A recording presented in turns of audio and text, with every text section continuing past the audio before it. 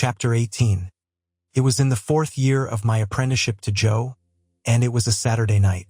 There was a group assembled round the fire at the Three Jolly Bargemen, attentive to Mr. Wopsle as he read the newspaper aloud. Of that group I was one. A highly popular murder had been committed, and Mr. Wopsle was imbrued in blood to the eyebrows. He gloated over every abhorrent adjective in the description, and identified himself with every witness at the inquest. He faintly moaned, "I am done for," as the victim, and he barbarously bellowed, "I'll serve you out," as the murderer. He gave the medical testimony, in pointed imitation of our local practitioner, and he piped and shook as the aged turnpike keeper who had heard blows, to an extent so very paralytic as to suggest a doubt regarding the mental competency of that witness. The coroner, in Mr. Wopsle's hands, became Timon of Athens, the beadle Coriolanus. He enjoyed himself thoroughly, and we all enjoyed ourselves, and were delightfully comfortable. In this cozy state of mind we came to the verdict willful murder.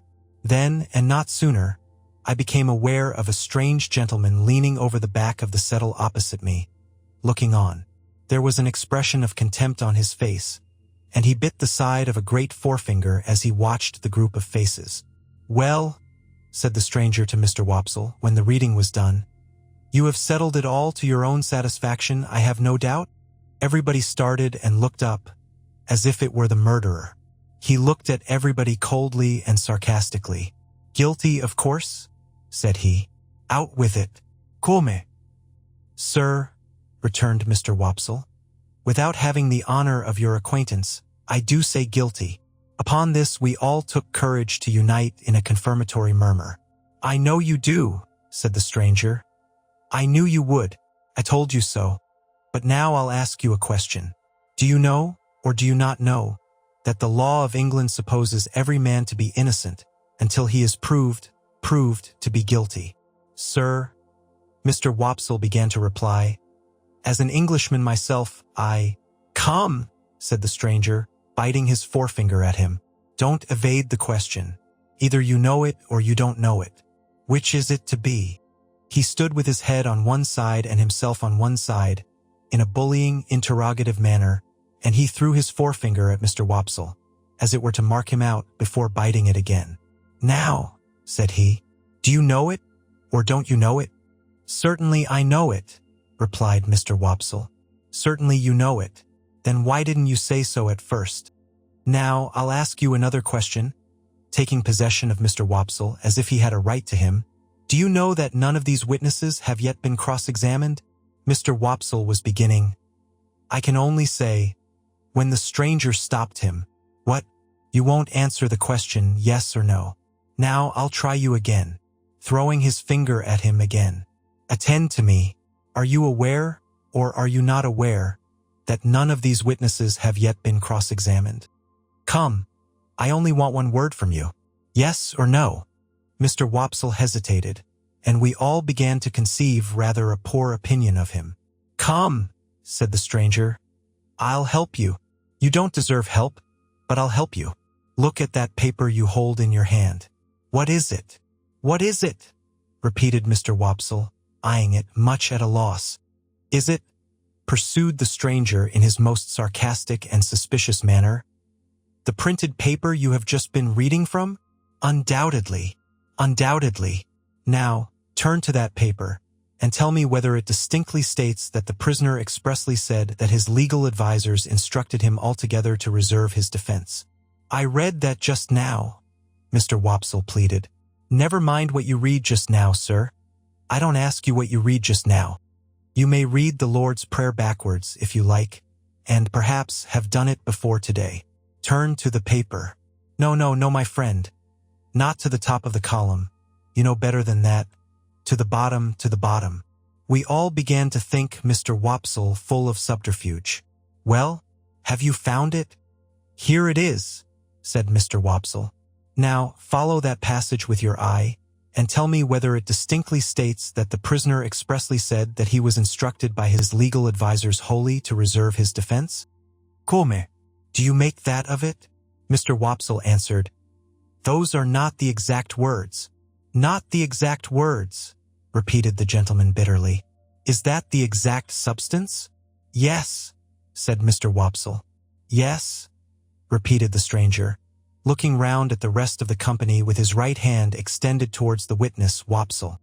And now I ask you what you say to the conscience of that man who, with that passage before his eyes, can lay his head upon his pillow after having pronounced a fellow creature guilty, unheard? We all began to suspect that Mr. Wopsle was not the man we had thought him, and that he was beginning to be found out. And that same man, remember, pursued the gentleman, throwing his finger at Mr. Wopsle heavily, that same man might be summoned as a juryman upon this very trial, and having thus deeply committed himself, might return to the bosom of his family and lay his head upon his pillow, after deliberately swearing that he would well and truly try the issue joined between our sovereign lord the king and the prisoner at the bar, and would a true verdict give according to the evidence. So help him God. We were all deeply persuaded that the unfortunate Wopsle had gone too far, and had better stop in his reckless career while there was yet time. The strange gentleman, with an air of authority not to be disputed, and with a manner expressive of knowing something secret about every one of us that would effectually do for each individual if he chose to disclose it, left the back of the settle and came into the space between the two settles in front of the fire, where he remained standing, his left hand in his pocket, and he biting the forefinger of his right. From information I have received, said he, looking round at us as we all quailed before him, I have reason to believe there is a blacksmith among you by name Joseph or Joe Gargery. Which is the man? Here is the man, said Joe. The strange gentleman beckoned him out of his place, and Joe went. You have an apprentice? Pursued the stranger. Commonly known as Pip? Is he here? I am here, I cried.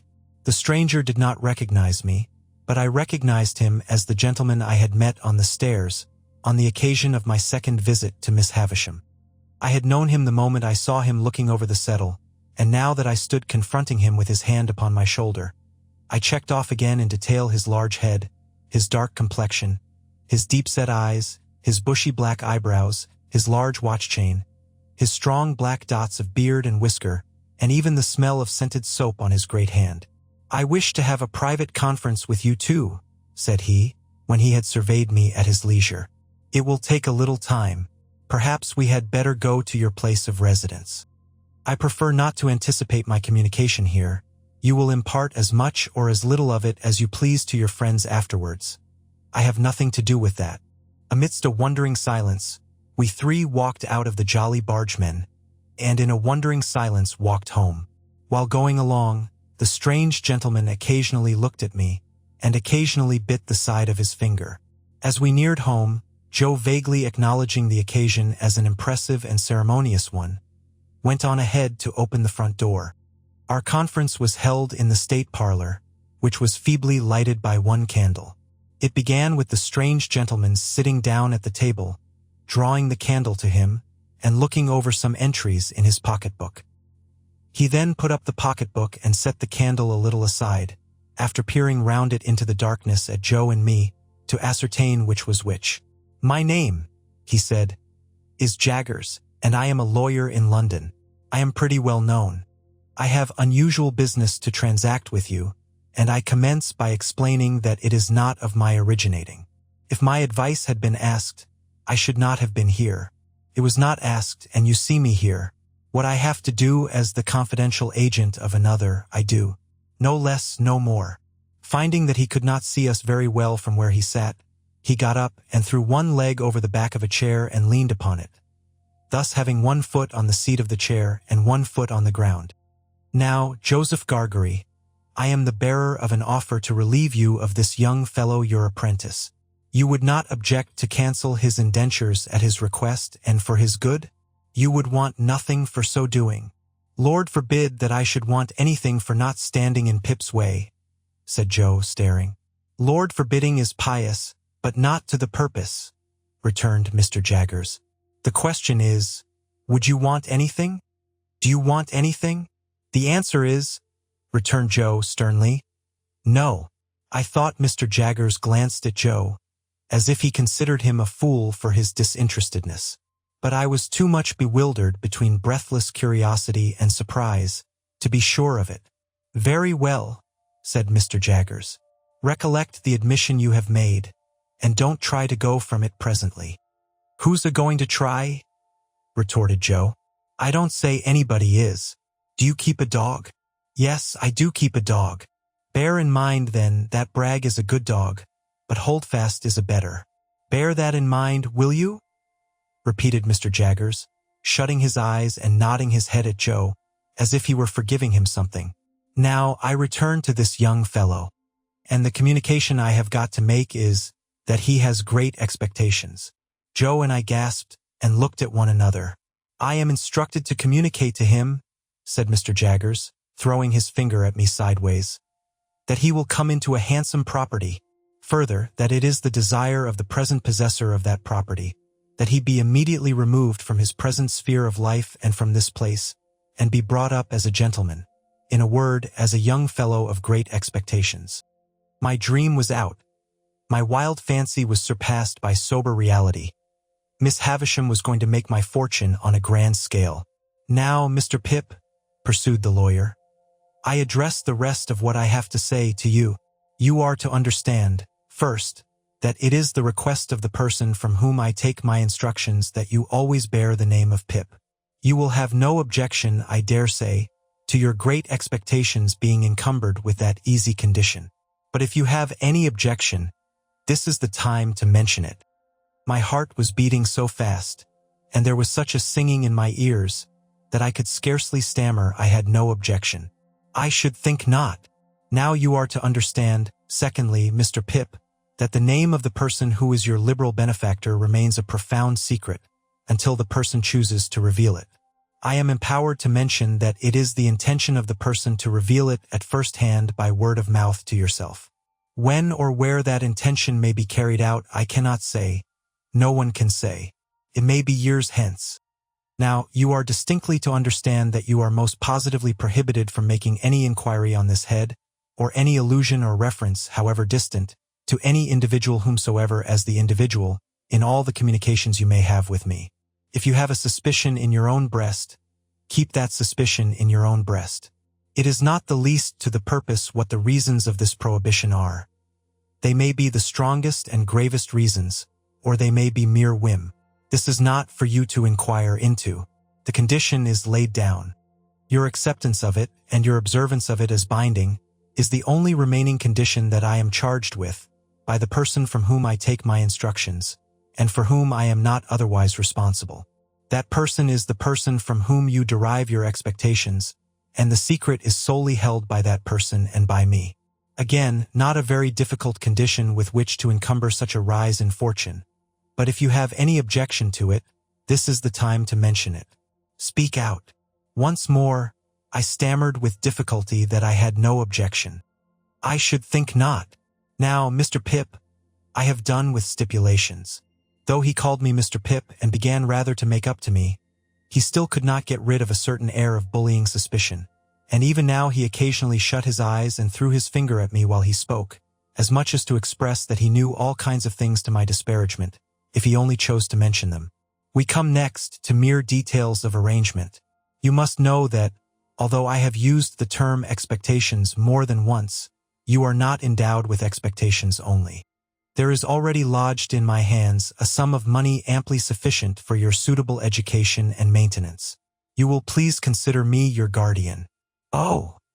For I was going to thank him. I tell you at once, I am paid for my services or I shouldn't render them. It is considered that you must be better educated, in accordance with your altered position, and that you will be alive to the importance and necessity of at once entering on that advantage. I said I had always longed for it. Never mind what you have always longed for, Mr. Pip, he retorted. Keep to the record. If you long for it now, that's enough. Am I answered that you are ready to be placed at once under some proper tutor? Is that it? I stammered yes, that was it. Good. Now, your inclinations are to be consulted. I don't think that wise, mind, but it's my trust. Have you ever heard of any tutor whom you would prefer to another? I had never heard of any tutor but Biddy and Mr. Wopsle's great-aunt. So, I replied in the negative. There is a certain tutor of whom I have some knowledge who I think might suit the purpose, said Mr. Jaggers. I don't recommend him, observe, because I never recommend anybody. The gentleman I speak of is one Mr. Matthew Pocket. Ah, I caught at the name directly. Miss Havisham's relation. The Matthew whom Mr. and Mrs. Camilla had spoken of. The Matthew whose place was to be at Miss Havisham's head, when she lay dead, in her bride's dress on the bride's table. You know the name? Said Mr. Jaggers, looking shrewdly at me, and then shutting up his eyes while he waited for my answer. My answer was that I had heard of the name. Oh, said he, you have heard of the name, but the question is, what do you say of it? I said, or tried to say, that I was much obliged to him for his recommendation. No, my young friend, he interrupted, shaking his great head very slowly. Recollect yourself. Not recollecting myself, I began again that I was much obliged to him for his recommendation. No, my young friend, he interrupted, shaking his head and frowning and smiling both at once. No, no, no, it's very well done, but it won't do. You are too young to fix me with it. Recommendation is not the word, Mr. Pip. Try another.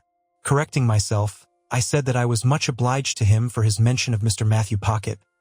That's more like it, cried Mr. Jaggers. And I added, I would gladly try that gentleman. Good. You had better try him in his own house. The way shall be prepared for you, and you can see his son first, who is in London. When will you come to London? I said, glancing at Joe, who stood looking on, motionless, that I supposed I could come directly. First, said Mr. Jaggers, you should have some new clothes to come in, and they should not be working clothes. Say this day week. You'll want some money. Shall I leave you 20 guineas? He produced a long purse with the greatest coolness, and counted them out on the table and pushed them over to me. This was the first time he had taken his leg from the chair. He sat astride of the chair when he had pushed the money over, and sat swinging his purse and eyeing Joe. Well, Joseph Gargery, you look dumbfoundered. I am, said Joe in a very decided manner. It was understood that you wanted nothing for yourself, remember? It were understood, said Joe, and it are understood, and it ever will be similar according. But what, said Mr. Jaggers, swinging his purse, what if it was in my instructions to make you a present as compensation? As compensation what for? Joe demanded. For the loss of his services. Joe laid his hand upon my shoulder with the touch of a woman. I have often thought him since, like the steam hammer that can crush a man or pat an eggshell, in his combination of strength with gentleness. Pip is that hearty welcome, said Joe. To go free with his services to honor and fortune, as no words can tell him. But if you think as money can make compensation to me for the loss of the little child, what come to the forge and ever the best of friends? Oh dear good Joe, whom I was so ready to leave and so unthankful to, I see you again, with your muscular blacksmith's arm before your eyes, and your broad chest heaving, and your voice dying away. Oh dear good faithful tender Joe, I feel the loving tremble of your hand upon my arm, as solemnly this day as if it had been the rustle of an angel's wing. But I encouraged Joe at the time. I was lost in the mazes of my future fortunes, and could not retrace the bypaths we had trodden together. I begged Joe to be comforted, for, as he said, we had ever been the best of friends, and, as I said, we ever would be so. Joe scooped his eyes with his disengaged wrist, as if he were bent on gouging himself, but said not another word. Mr. Jaggers had looked on at this, as one who recognized in Joe the village idiot, and in me his keeper. When it was over, he said, weighing in his hand the purse he had ceased to swing, Now, Joseph Gargery, I warn you this is your last chance. No half measures with me. If you mean to take a present that I have it in charge to make you, speak out and you shall have it. If on the contrary you mean to say, Here, to his great amazement, he was stopped by Joe's suddenly working round him with every demonstration of a fell pugilistic purpose. Which I meanter say, cried Joe, that if you come into my place bull-baiting and badgering me, come out. Which I meanter say as sec if you're a man. Come on. Which I meanter say that what I say, I meanter say and stand or fall by. I drew Joe away, and he immediately became placable, merely stating to me, in an obliging manner and as a polite expostulatory notice to anyone whom it might happen to concern, that he were not a-going to be bull-baited and badgered in his own place. Mr. Jaggers had risen when Joe demonstrated and had backed near the door. Without evincing any inclination to come in again, he there delivered his valedictory remarks. They were these: "Well, Mr. Pip, I think the sooner you leave here, as you are to be a gentleman, the better. Let it stand for this day week, and you shall receive my printed address in the meantime. You can take a hackney coach at the stagecoach office in London and come straight to me.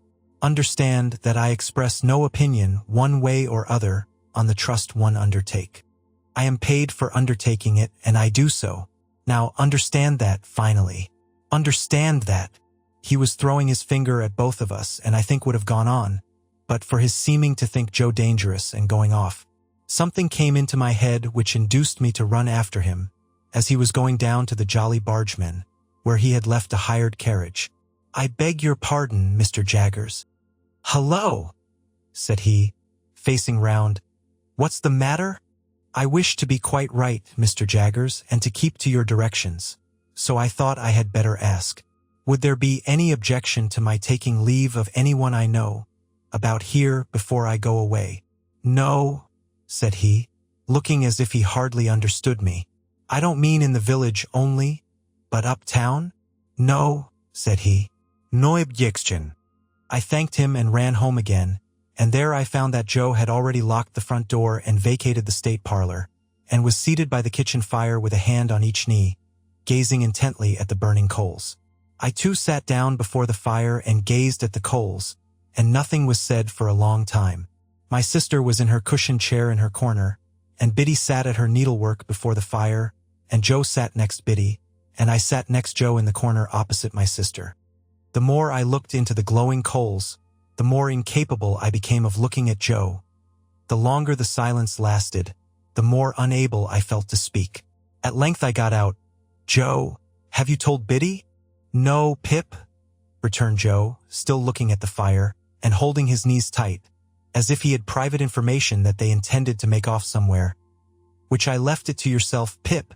I would rather you told, Joe." "Pip's a gentleman of fortune then," said Joe, "and God bless him in it." Biddy dropped her work and looked at me. Joe held his knees and looked at me. I looked at both of them. After a pause, they both heartily congratulated me. But there was a certain touch of sadness in their congratulations that I rather resented. I took it upon myself to impress Biddy, and through Biddy, Joe, with the grave obligation I considered my friends under, to know nothing and say nothing about the maker of my fortune. It would all come out in good time, I observed, and in the meanwhile nothing was to be said, save that I had come into great expectations from a mysterious patron. Biddy nodded her head thoughtfully at the fire as she took up her work again, and said she would be very particular. And Joe, still detaining his knees, said, I'll be a curvily particular, Pip." And then they congratulated me again and went on to express so much wonder at the notion of my being a gentleman that I didn't half like it. Infinite pains were then taken by Biddy to convey to my sister some idea of what had happened. To the best of my belief, those efforts entirely failed. She laughed and nodded her head a great many times, and even repeated after Biddy the words Pip and property, but I doubt if they had more meaning in them than an election cry, and I cannot suggest a darker picture of her state of mind. I never could have believed it without experience, but as Joe and Biddy became more at their cheerful ease again, I became quite gloomy. Dissatisfied with my fortune, of course I could not be, but it is possible that I may have been, without quite knowing it, dissatisfied with myself. Anyhow, I sat with my elbow on my knee and my face upon my hand, looking into the fire, as those two talked about my going away, and about what they should do without me and all that. And whenever I caught one of them looking at me, though never so pleasantly, and they often looked at me, particularly Biddy, I felt offended, as if they were expressing some mistrust of me, though heaven knows they never did by word or sign. At those times I would get up and look out at the door, for our kitchen door opened at once upon the night, and stood open on summer evenings to air the room. The very stars to which I then raised my eyes, I am afraid I took to be but poor and humble stars for glittering on the rustic objects among which I had passed my life. "Saturday night," said I, when we sat at our supper of bread and cheese and beer. 5 more days, and then the day before the day. They'll soon go." "Yes, Pip," observed Joe, whose voice sounded hollow in his beer mug. "They'll soon go." Soon go," said Biddy. "I have been thinking, Joe, that when I go downtown on Monday and order my new clothes, I shall tell the tailor that I'll come and put them on there, or that I'll have them sent to Mr. Pumblechook's. It would be very disagreeable to be stared at by all the people here. Mr. and Mrs. Hubble might like to see you in your new genteel figure too, Pip," said Joe, industriously cutting his bread with his cheese on it, in the palm of his left hand, and glancing at my untasted supper as if he thought of the time when we used to compare slices. "So might Wopsle. And the Jolly Bargemen might take it as a compliment. That's just what I don't want, Joe. They would make such a business of it, such a coarse and common business, that I couldn't bear myself." "Ah, that indeed, Pip," said Joe. "If you couldn't bear yourself," Biddy asked me here, as she sat holding my sister's plate, "have you thought about when you'll show yourself to Mr. Gargery and your sister and me? You will show yourself to us, won't you, Biddy?" I returned with some resentment. "You are so exceedingly quick that it's difficult to keep up with you." "She always were quick," observed Joe. "If you had waited another moment, Biddy, you would have heard me say that I shall bring my clothes here in a bundle one evening, most likely on the evening before I go away." Biddy said no more. Handsomely forgiving her, I soon exchanged an affectionate good night with her and Joe, and went up to bed. When I got into my little room, I sat down and took a long look at it, as a mean little room that I should soon be parted from and raised above, forever. It was furnished with fresh young remembrances too, and even at the same moment I fell into much the same confused division of mind between it and the better rooms to which I was going, as I had been in so often between the Forge and Miss Havisham's and Biddy and Estella. The sun had been shining brightly all day on the roof of my attic, and the room was warm. As I put the window open and stood looking out, I saw Joe come slowly forth at the dark door below and take a turn or two in the air, and then I saw Biddy come and bring him a pipe and light it for him. He never smoked so late, and it seemed to hint to me that he wanted comforting, for some reason or other. He presently stood at the door immediately beneath me, smoking his pipe, and Biddy stood there too, quietly talking to him, and I knew that they talked of me, for I heard my name mentioned in an endearing tone by both of them more than once. I would not have listened for more if I could have heard more. So I drew away from the window and sat down in my one chair by the bedside, feeling it very sorrowful and strange that this first night of my bright fortunes should be the loneliest I had ever known. Looking towards the open window, I saw light wreaths from Joe's pipe floating there, and I fancied it was like a blessing from Joe, not obtruded on me or paraded before me, but pervading the air we shared together. I put my light out and crept into bed, and it was an uneasy bed now, and I never slept the old sound sleep in it any more. Chapter 19. Morning made a considerable difference in my general prospect of life, and brightened it so much that it scarcely seemed the same. What lay heaviest on my mind was the consideration that 6 days intervened between me and the day of departure, for I could not divest myself of a misgiving that something might happen to London in the meanwhile, and that, when I got there, it would be either greatly deteriorated or clean gone. Joe and Biddy were very sympathetic and pleasant when I spoke of our approaching separation, but they only referred to it when I did. After breakfast, Joe brought out my indentures from the press in the best parlor, and we put them in the fire, and I felt that I was free. With all the novelty of my emancipation on me, I went to church with Joe, and thought perhaps the clergyman wouldn't have read that about the rich man and the kingdom of heaven, if he had known all. After our early dinner, I strolled out alone, purposing to finish off the marshes at once, and get them done with. As I passed the church, I felt, as I had felt during service in the morning, a sublime compassion for the poor creatures who were destined to go there, Sunday after Sunday, all their lives through, and to lie obscurely at last among the low green mounds. I promised myself that I would do something for them one of these days, and formed a plan in outline for bestowing a dinner of roast beef and plum pudding, a pint of ale, and a gallon of condescension, upon everybody in the village. If I had often thought before, with something allied to shame, of my companionship with the fugitive whom I had once seen limping among those graves, what were my thoughts on this Sunday, when the place recalled the wretch, ragged and shivering, with his felon iron and badge? My comfort was that it happened a long time ago, and that he had doubtless been transported a long way off, and that he was dead to me, and might be veritably dead into the bargain.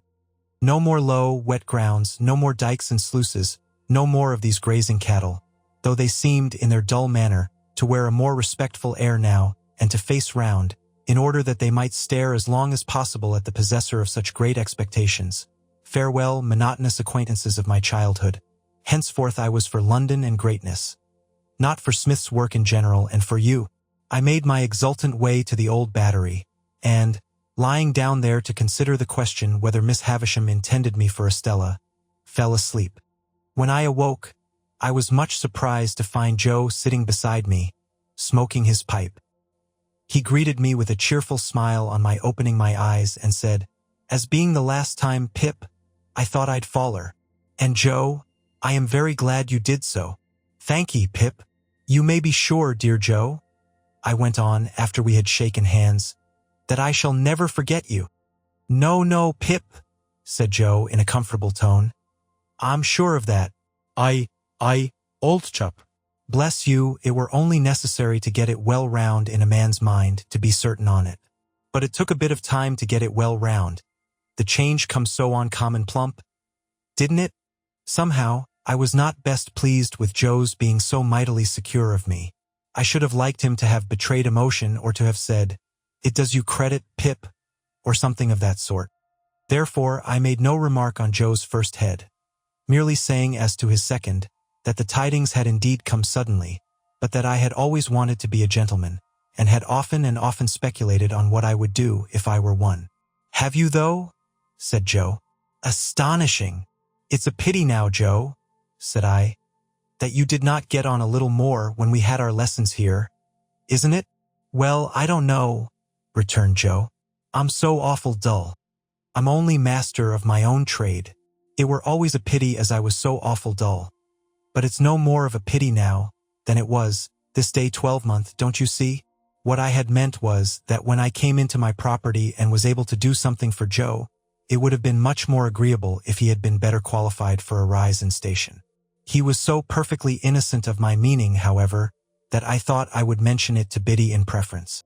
So, when we had walked home and had had tea, I took Biddy into our little garden by the side of the lane, and, after throwing out in a general way for the elevation of her spirits, that I should never forget her, said I had a favor to ask of her.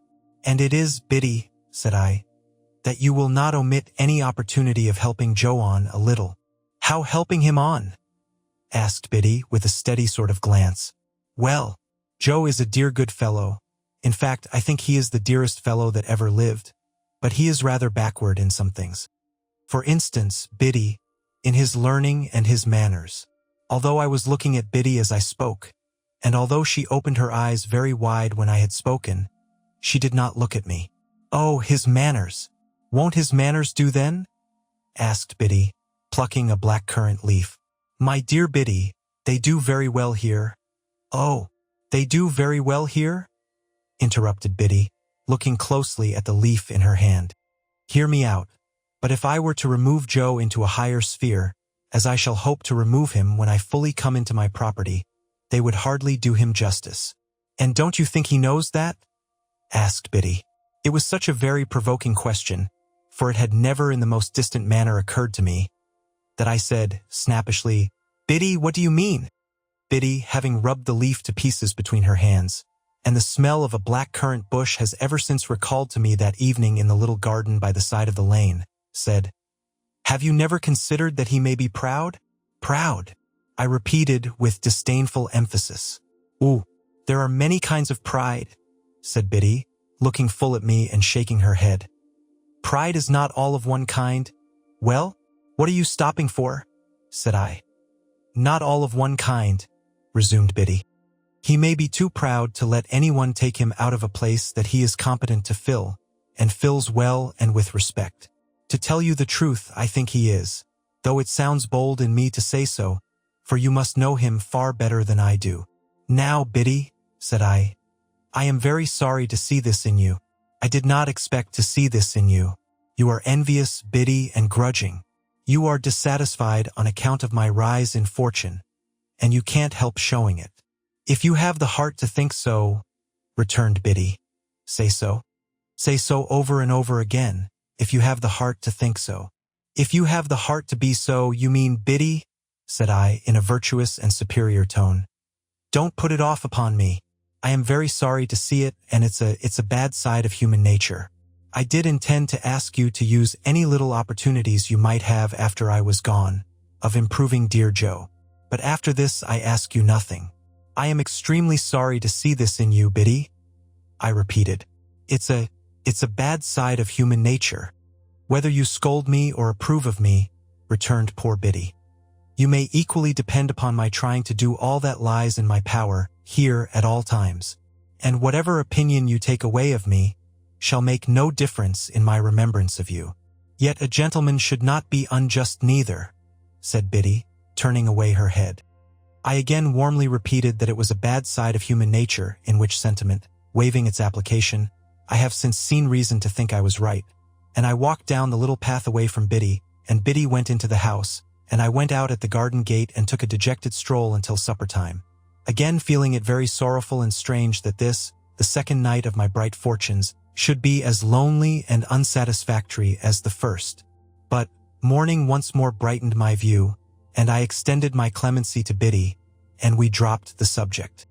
Putting on the best clothes I had, I went into town as early as I could hope to find the shops open, and presented myself before Mr. Trabb, the tailor, who was having his breakfast in the parlor behind his shop, and who did not think it worth his while to come out to me, but called me in to him. "Well," said Mr. Trabb in a hail-fellow-well-met kind of way, "how are you, and what can I do for you?" Mr. Trabb had sliced his hot roll into 3 feather beds, and was slipping butter in between the blankets, and covering it up. He was a prosperous old bachelor, and his open window looked into a prosperous little garden and orchard, and there was a prosperous iron safe let into the wall at the side of his fireplace, and I did not doubt that heaps of his prosperity were put away in it in bags. "Mr. Trabb," said I, "it's an unpleasant thing to have to mention, because it looks like boasting, but I have come into a handsome property." A change passed over Mr. Trabb. He forgot the butter in bed, got up from the bedside, and wiped his fingers on the tablecloth, exclaiming, "Lord bless my soul! I am going up to my guardian in London," said I, casually drawing some guineas out of my pocket and looking at them. "And I want a fashionable suit of clothes to go in. I wish to pay for them," I added, otherwise I thought he might only pretend to make them with ready money. "My dear sir," said Mr. Trabb, as he respectfully bent his body, opened his arms, and took the liberty of touching me on the outside of each elbow, "don't hurt me by mentioning that. May I venture to congratulate you? Would you do me the favor of stepping into the shop?" Mr. Trabb's boy was the most audacious boy in all that countryside. When I had entered, he was sweeping the shop, and he had sweetened his labors by sweeping over me. He was still sweeping when I came out into the shop with Mr. Trabb, and he knocked the broom against all possible corners and obstacles, to express, as I understood it, equality with any blacksmith, alive or dead. "Hold that noise," said Mr. Trabb with the greatest sternness, "or I'll knock your head off. Do me the favor to be seated, sir." "Now this," said Mr. Trabb, taking down a roll of cloth, and tiding it out in a flowing manner over the counter, preparatory to getting his hand under it to show the gloss, "is a very sweet article. I can recommend it for your purpose, sir, because it really is extra super. But you shall see some others. Give me number 4, you," to the boy, and with a dreadfully severe stare, foreseeing the danger of that miscreant's brushing me with it, or making some other sign of familiarity. Mr. Trabb never removed his stern eye from the boy until he had deposited number 4 on the counter and was at a safe distance again. Then he commanded him to bring number 5 and number 8. "And let me have none of your tricks here," said Mr. Trabb, "or you shall repent it, you young scoundrel, the longest day you have to live." Mr. Trabb then bent over number 4, and in a sort of deferential confidence recommended it to me as a light article for summer wear, an article much in vogue among the nobility and gentry, an article that it would ever be an honor to him to reflect upon a distinguished fellow-townsman's, if he might claim me for a fellow-townsman, having worn. "Are you bringing numbers 5 and 8, you vagabond?"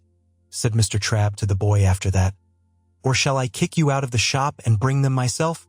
I selected the materials for a suit, with the assistance of Mr. Trabb's judgment, and re-entered the parlor to be measured.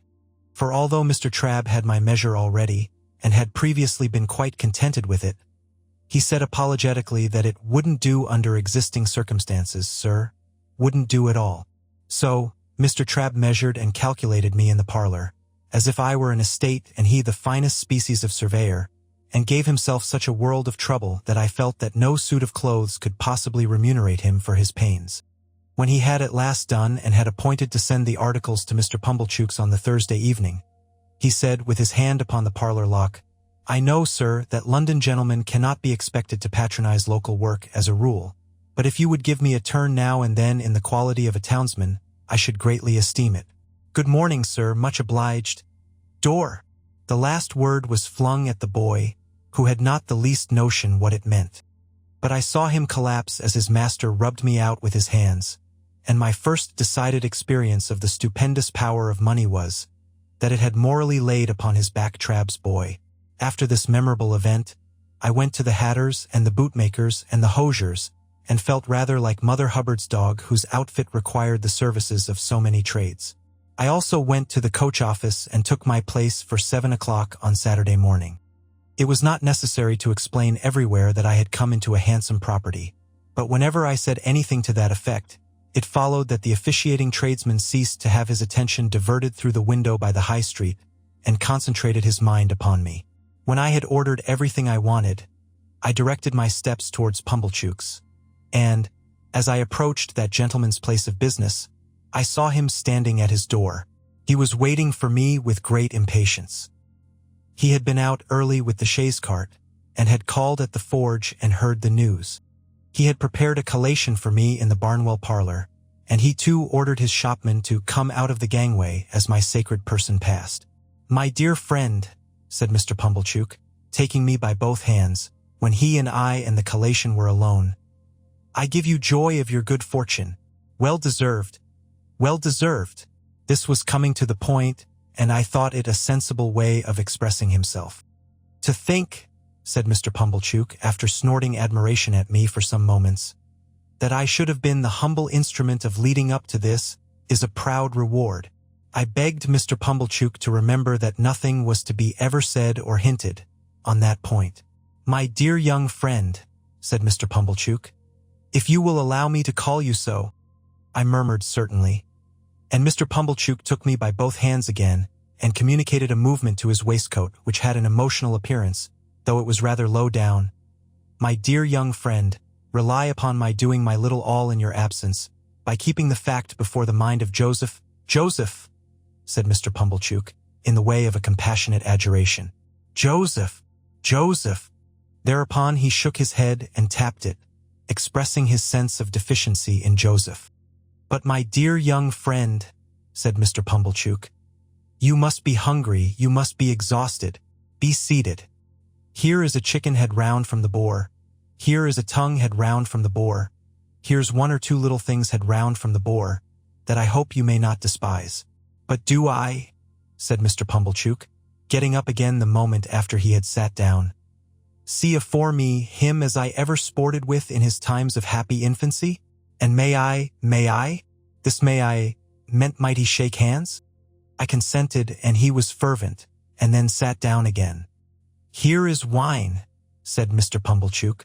"Let us drink, thanks to fortune, and may she ever pick out her favorites with equal judgment.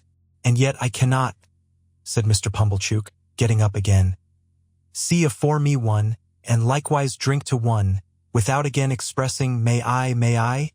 I said he might, and he shook hands with me again, and emptied his glass and turned it upside down. I did the same, and if I had turned myself upside down before drinking, the wine could not have gone more direct to my head. Mr. Pumblechook helped me to the liver wing, and to the best slice of tongue, none of those out of the way no thoroughfares of pork now, and took, comparatively speaking, no care of himself at all. "Ah, poultry. You little thought," said Mr. Pumblechook, apostrophizing the fowl in the dish, "when you was a young fledgling what was in store for you. You little thought you was to be refreshment beneath this humble roof for one as, call it a weakness if you will," said Mr. Pumblechook, getting up again.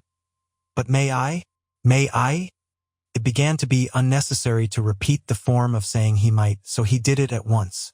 How he ever did it so often without wounding himself with my knife, I don't know. And your sister, he resumed after a little steady eating, which had the honor of bringing you up by hand. It's a sad picture to reflect that she's no longer equal to fully understanding the honor. May. I saw he was about to come at me again, and I stopped him. We'll drink her health, said I. Ah, cried Mr. Pumblechook, leaning back in his chair, quite flaccid with admiration. That's the way you know him, sir? I don't know who sir was, but he certainly was not I, and there was no third person present. That's the way you know the noble-minded, sir, ever forgiving and ever affable. It might, said the servile Pumblechook, putting down his untasted glass in a hurry and getting up again, to a common person have the appearance of repeating, but may I? When he had done it, he resumed his seat and drank to my sister. Let us never be blind, said Mr. Pumblechook, to her faults of temper, but it is to be hoped she meant well. At about this time, I began to observe that he was getting flushed in the face.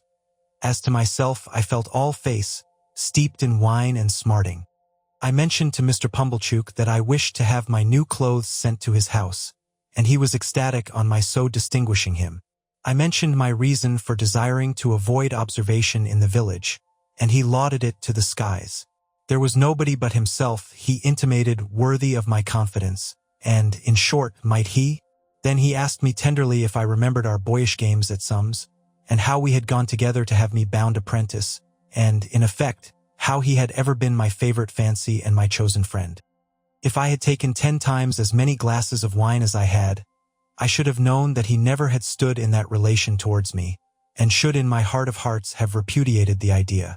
Yet for all that, I remember feeling convinced that I had been much mistaken in him, and that he was a sensible, practical, good-hearted prime fellow. By degrees he fell to reposing such great confidence in me, as to ask my advice in reference to his own affairs. He mentioned that there was an opportunity for a great amalgamation and monopoly of the corn and seed trade on those premises, if enlarged, such as had never occurred before in that or any other neighborhood. What alone was wanting to the realization of a vast fortune, he considered to be more capital. Those were the two little words, more capital. Now it appeared to him, Pumblechook, that if that capital were got into the business, through a sleeping partner, sir, which sleeping partner would have nothing to do but walk in, by self or deputy, whenever he pleased and examine the books, and walk in twice a year and take his profits away in his pocket, to the tune of 50%. It appeared to him that that might be an opening for a young gentleman of spirit combined with property, which would be worthy of his attention. But what did I think? He had great confidence in my opinion, and what did I think? I gave it as my opinion. Wait a bit. The united vastness and distinctness of this view so struck him, that he no longer asked if he might shake hands with me, but said he really must, and did. We drank all the wine, and Mr. Pumblechook pledged himself over and over again to keep Joseph up to the mark, I don't know what mark, and to render me efficient and constant service, I don't know what service. He also made known to me for the first time in my life, and certainly after having kept his secret wonderfully well, that he had always said of me, "That boy is no common boy, and mark me, his fortune will be no common fortune." He said with a tearful smile that it was a singular thing to think of now, and I said so too. Finally, I went out into the air, with a dim perception that there was something unwonted in the conduct of the sunshine, and found that I had slumberously got to the turnpike without having taken any account of the road. There, I was roused by Mr. Pumblechook's hailing me. He was a long way down the sunny street, and was making expressive gestures for me to stop. I stopped, and he came up breathless. "No, my dear friend," said he, when he had recovered wind for speech. "Not if I can help it. This occasion shall not entirely pass without that affability on your part. May I, as an old friend and well-wisher? May I?" We shook hands for the 100th time at least, and he ordered a young carter out of my way with the greatest indignation. Then, he blessed me and stood waving his hand to me until I had passed the crook in the road, and then I turned into a field and had a long nap under a hedge before I pursued my way home. I had scant luggage to take with me to London, for little of the little I possessed was adapted to my new station. But I began packing that same afternoon, and wildly packed up things that I knew I should want next morning, in a fiction that there was not a moment to be lost. So, Tuesday, Wednesday, and Thursday passed, and on Friday morning I went to Mr. Pumblechook's to put on my new clothes and pay my visit to Miss Havisham. Mr. Pumblechook's own room was given up to me to dress in, and was decorated with clean towels expressly for the event. My clothes were rather a disappointment, of course. Probably every new and eagerly expected garment ever put on since clothes came in fell a trifle short of the wearer's expectation. But after I had had my new suit on some half an hour, and had gone through an immensity of posturing with Mr. Pumblechook's very limited dressing glass, in the futile endeavor to see my legs, it seemed to fit me better. It being market morning at a neighboring town some 10 miles off, Mr. Pumblechook was not at home. I had not told him exactly when I meant to leave, and was not likely to shake hands with him again before departing. This was all as it should be, and I went out in my new array, fearfully ashamed of having to pass the shopman, and suspicious after all that I was at a personal disadvantage, something like Joe's in his Sunday suit.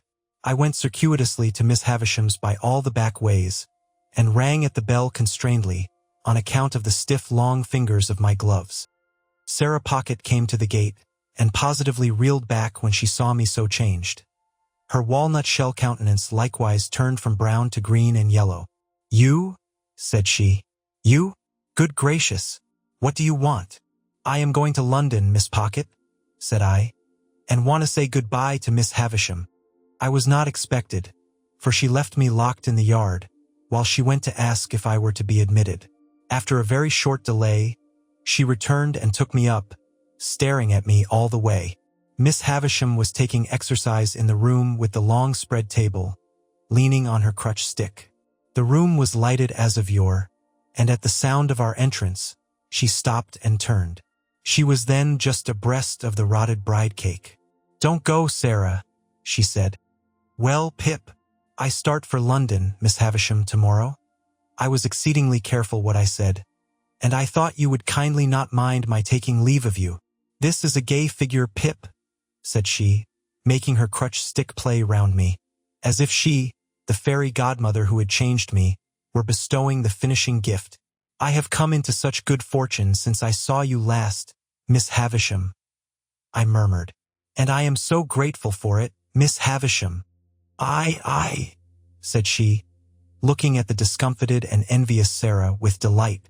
"I have seen Mr. Jaggers. I have heard about it, Pip. So you go tomorrow?" "Yes, Miss Havisham." "And you are adopted by a rich person?" "Yes, Miss Havisham." "Not named?" "No, Miss Havisham." "And Mr. Jaggers is made your guardian?" "Yes, Miss Havisham." She quite gloated on these questions and answers. So keen was her enjoyment of Sarah Pocket's jealous dismay. "Well," she went on, "you have a promising career before you. Be good, deserve it, and abide by Mr. Jaggers's instructions." She looked at me, and looked at Sarah, and Sarah's countenance wrung out of her watchful face a cruel smile. "Goodbye, Pip. You will always keep the name of Pip, you know." "Yes, Miss Havisham." "Goodbye, Pip." She stretched out her hand, and I went down on my knee and put it to my lips. I had not considered how I should take leave of her. It came naturally to me at the moment to do this.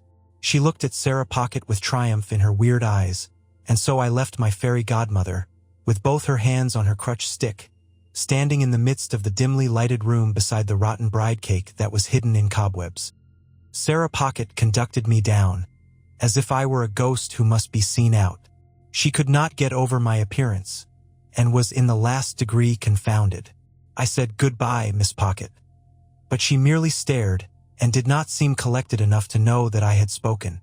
Clear of the house, I made the best of my way back to Pumblechook's, took off my new clothes, made them into a bundle, and went back home in my older dress, carrying it, to speak the truth, much more at my ease too, though I had the bundle to carry. And now, those 6 days which were to have run out so slowly, had run out fast and were gone, and tomorrow looked me in the face more steadily than I could look at it. As the 6 evenings had dwindled away, to 5, to 4, to 3, to 2, I had become more and more appreciative of the society of Joe and Biddy. On this last evening, I dressed myself out in my new clothes for their delight, and sat in my splendor until bedtime. We had a hot supper on the occasion, graced by the inevitable roast fowl, and we had some flip to finish with. We were all very low, and none the higher for pretending to be in spirits. I was to leave our village at 5 in the morning, carrying my little hand portmanteau, and I had told Joe that I wished to walk away all alone. I am afraid, sore afraid, that this purpose originated in my sense of the contrast there would be between me and Joe if we went to the coach together. I had pretended with myself that there was nothing of this taint in the arrangement, but when I went up to my little room on this last night, I felt compelled to admit that it might be so, and had an impulse upon me to go down again and entreat Joe to walk with me in the morning. I did not. All night there were coaches in my broken sleep, going to wrong places instead of to London, and having in the traces now dogs, now cats, now pigs, now men, never horses. Fantastic failures of journeys occupied me until the day dawned and the birds were singing. Then I got up and partly dressed, and sat at the window to take a last look out, and in taking it fell asleep. Biddy was astir so early to get my breakfast, that, although I did not sleep at the window an hour, I smelt the smoke of the kitchen fire when I started up with a terrible idea that it must be late in the afternoon. But long after that, and long after I had heard the clinking of the teacups and was quite ready, I wanted the resolution to go downstairs. After all, I remained up there, repeatedly unlocking and unstrapping my small portmanteau and locking and strapping it up again, until Biddy called to me that I was late. It was a hurried breakfast with no taste in it.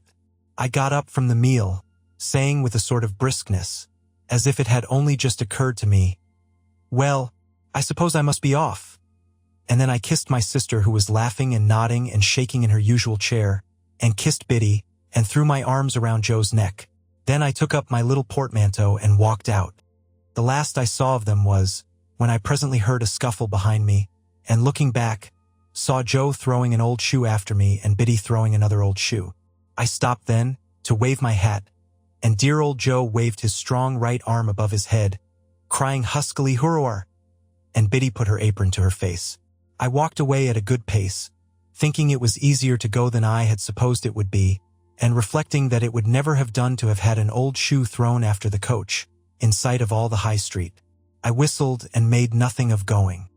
But the village was very peaceful and quiet, and the light mists were solemnly rising, as if to show me the world, and I had been so innocent and little there, and all beyond was so unknown and great, that in a moment with a strong heave and sob I broke into tears.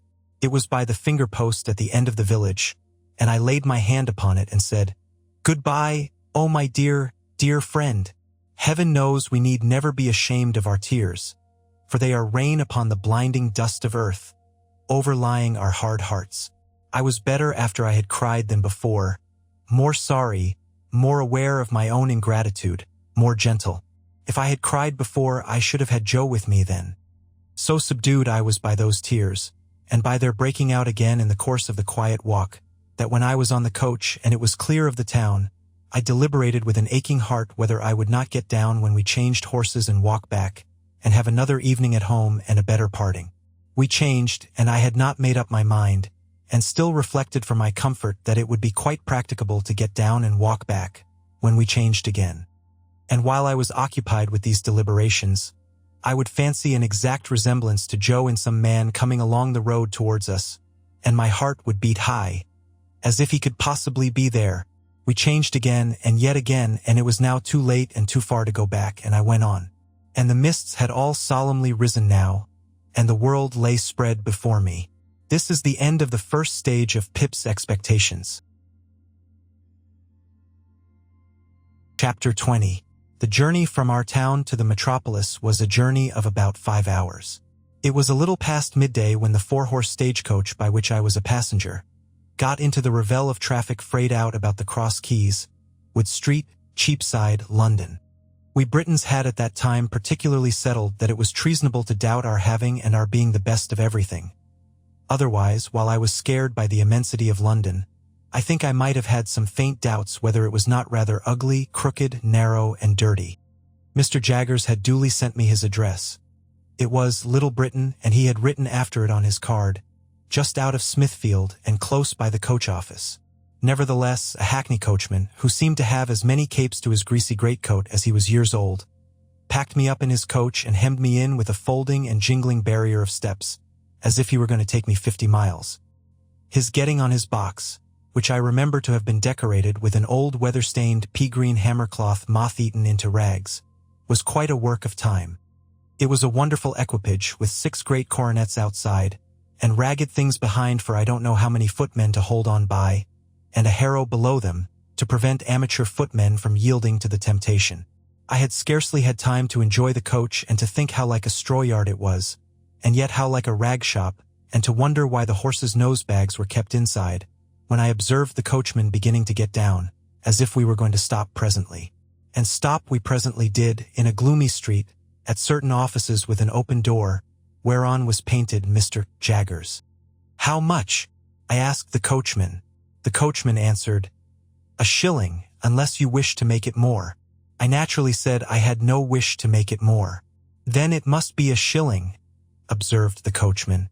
"I don't want to get into trouble. I know him." He darkly closed an eye at Mr. Jaggers's name and shook his head.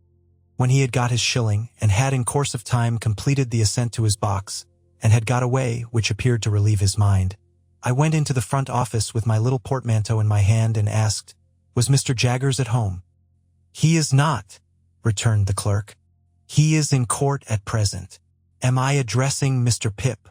I signified that he was addressing Mr. Pip.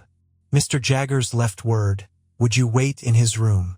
He couldn't say how long he might be having a case on, but it stands to reason, his time being valuable, that he won't be longer than he can help. With those words, the clerk opened a door and ushered me into an inner chamber at the back.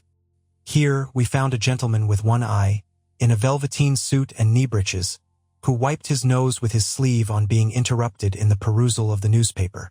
"Go and wait outside, Mike," said the clerk.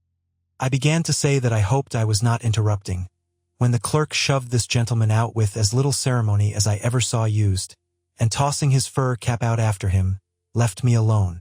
Mr. Jaggers's room was lighted by a skylight only, and was a most dismal place. The skylight eccentrically pitched like a broken head, and the distorted adjoining houses looking as if they had twisted themselves to peep down at me through it. There were not so many papers about as I should have expected to see, and there were some odd objects about that I should not have expected to see, such as an old rusty pistol, a sword in a scabbard, several strange-looking boxes and packages, and 2 dreadful casts on a shelf, of faces peculiarly swollen and twitchy about the nose. Mr. Jaggers's own high-backed chair was of deadly black horsehair, with rows of brass nails round it, like a coffin, and I fancied I could see how he leaned back in it and bit his forefinger at the clients. The room was but small, and the clients seemed to have had a habit of backing up against the wall, especially opposite to Mr. Jaggers's chair, being greasy with shoulders. I recalled, too, that the one-eyed gentleman had shuffled forth against the wall when I was the innocent cause of his being turned out.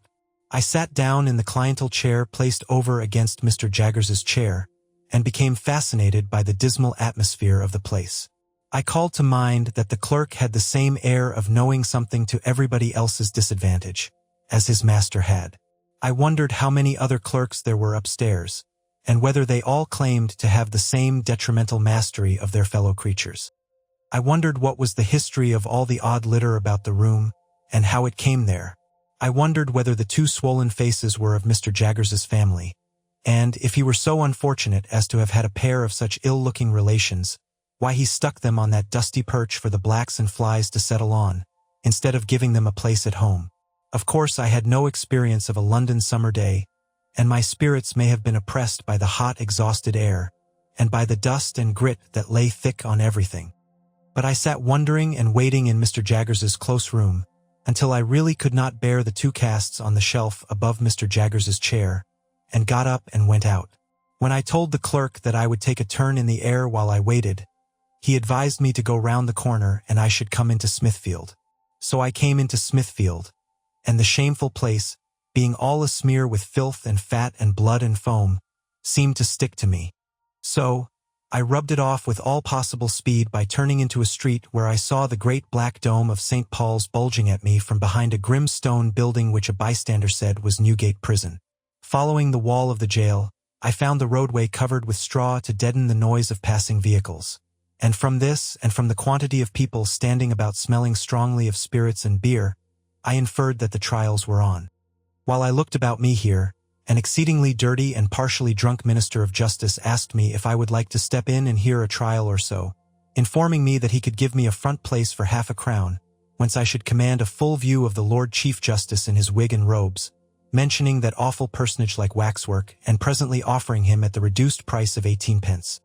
As I declined the proposal on the plea of an appointment, he was so good as to take me into a yard and show me where the gallows was kept, and also where people were publicly whipped, and then he showed me the debtor's door, out of which culprits came to be hanged, heightening the interest of that dreadful portal by giving me to understand that Foranum would come out at that door the day after tomorrow at 8 in the morning, to be killed in a row.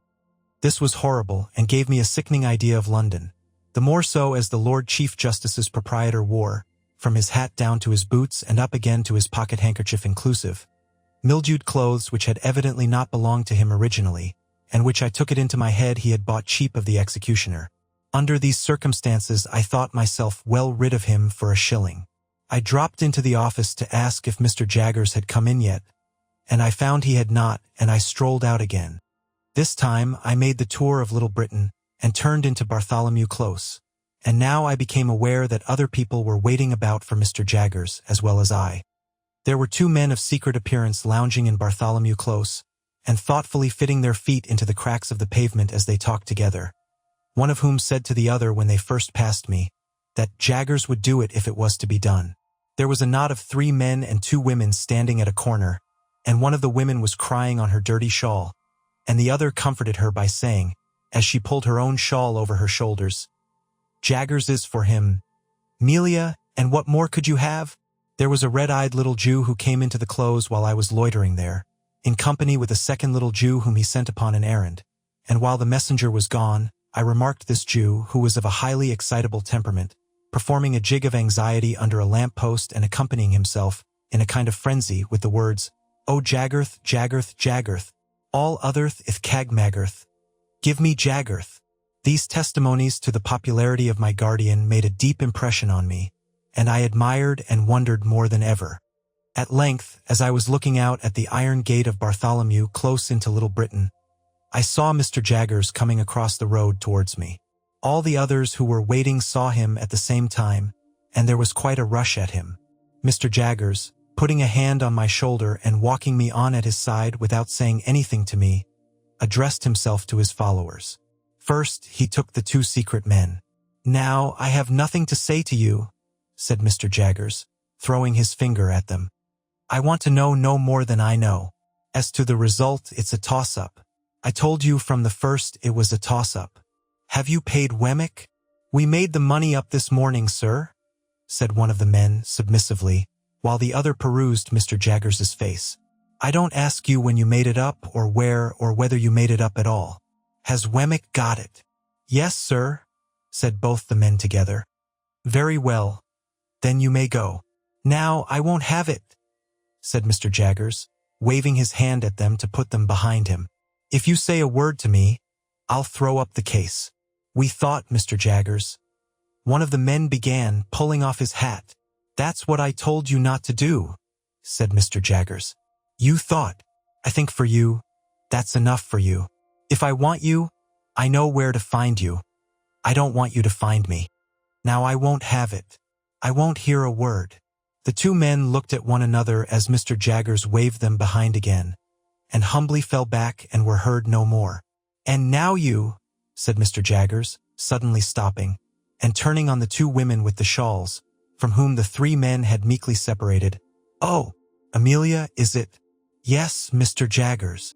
"And do you remember," retorted Mr. Jaggers, "that but for me you wouldn't be here and couldn't be here?" "Oh, yes, sir," exclaimed both women together. "Lord bless you, sir, well we knows that." "Then why," said Mr. Jaggers, "do you come here?" "My bill, sir," the crying woman pleaded. "Now, I tell you what," said Mr. Jaggers, "once for all, if you don't know that your bill's in good hands, I know it. And if you come here bothering about your bill, I'll make an example of both your bill and you, and let him slip through my fingers. Have you paid Wemmick? Oh yes, sir. Every farden. Very well. Then you have done all you have got to do. Say another word, one single word, and Wemmick shall give you your money back. This terrible threat caused the two women to fall off immediately. No one remained now but the excitable Jew, who had already raised the skirts of Mr. Jaggers's coat to his lips several times. I don't know this man, said Mr. Jaggers, in the same devastating strain. What does this fellow want? Matear Mr. Jaggert. Hound brother to Abraham Lathareth. Who's he? Said Mr. Jaggers. Let go of my coat. The suitor, kissing the hem of the garment again before relinquishing it, replied, Abraham Lathareth, on Thuthpithian of Plate. You're too late, said Mr. Jaggers. I am over the way. Holy Father, Mr. Jaggerth, cried my excitable acquaintance, turning white. Don't they you're again Abraham Lathareth. I am, said Mr. Jaggers.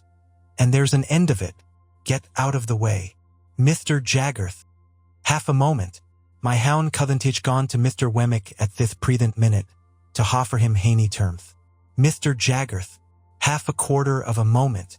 If you'd have the condescendin to be bought off from the t'other thide, at Haney superior prith.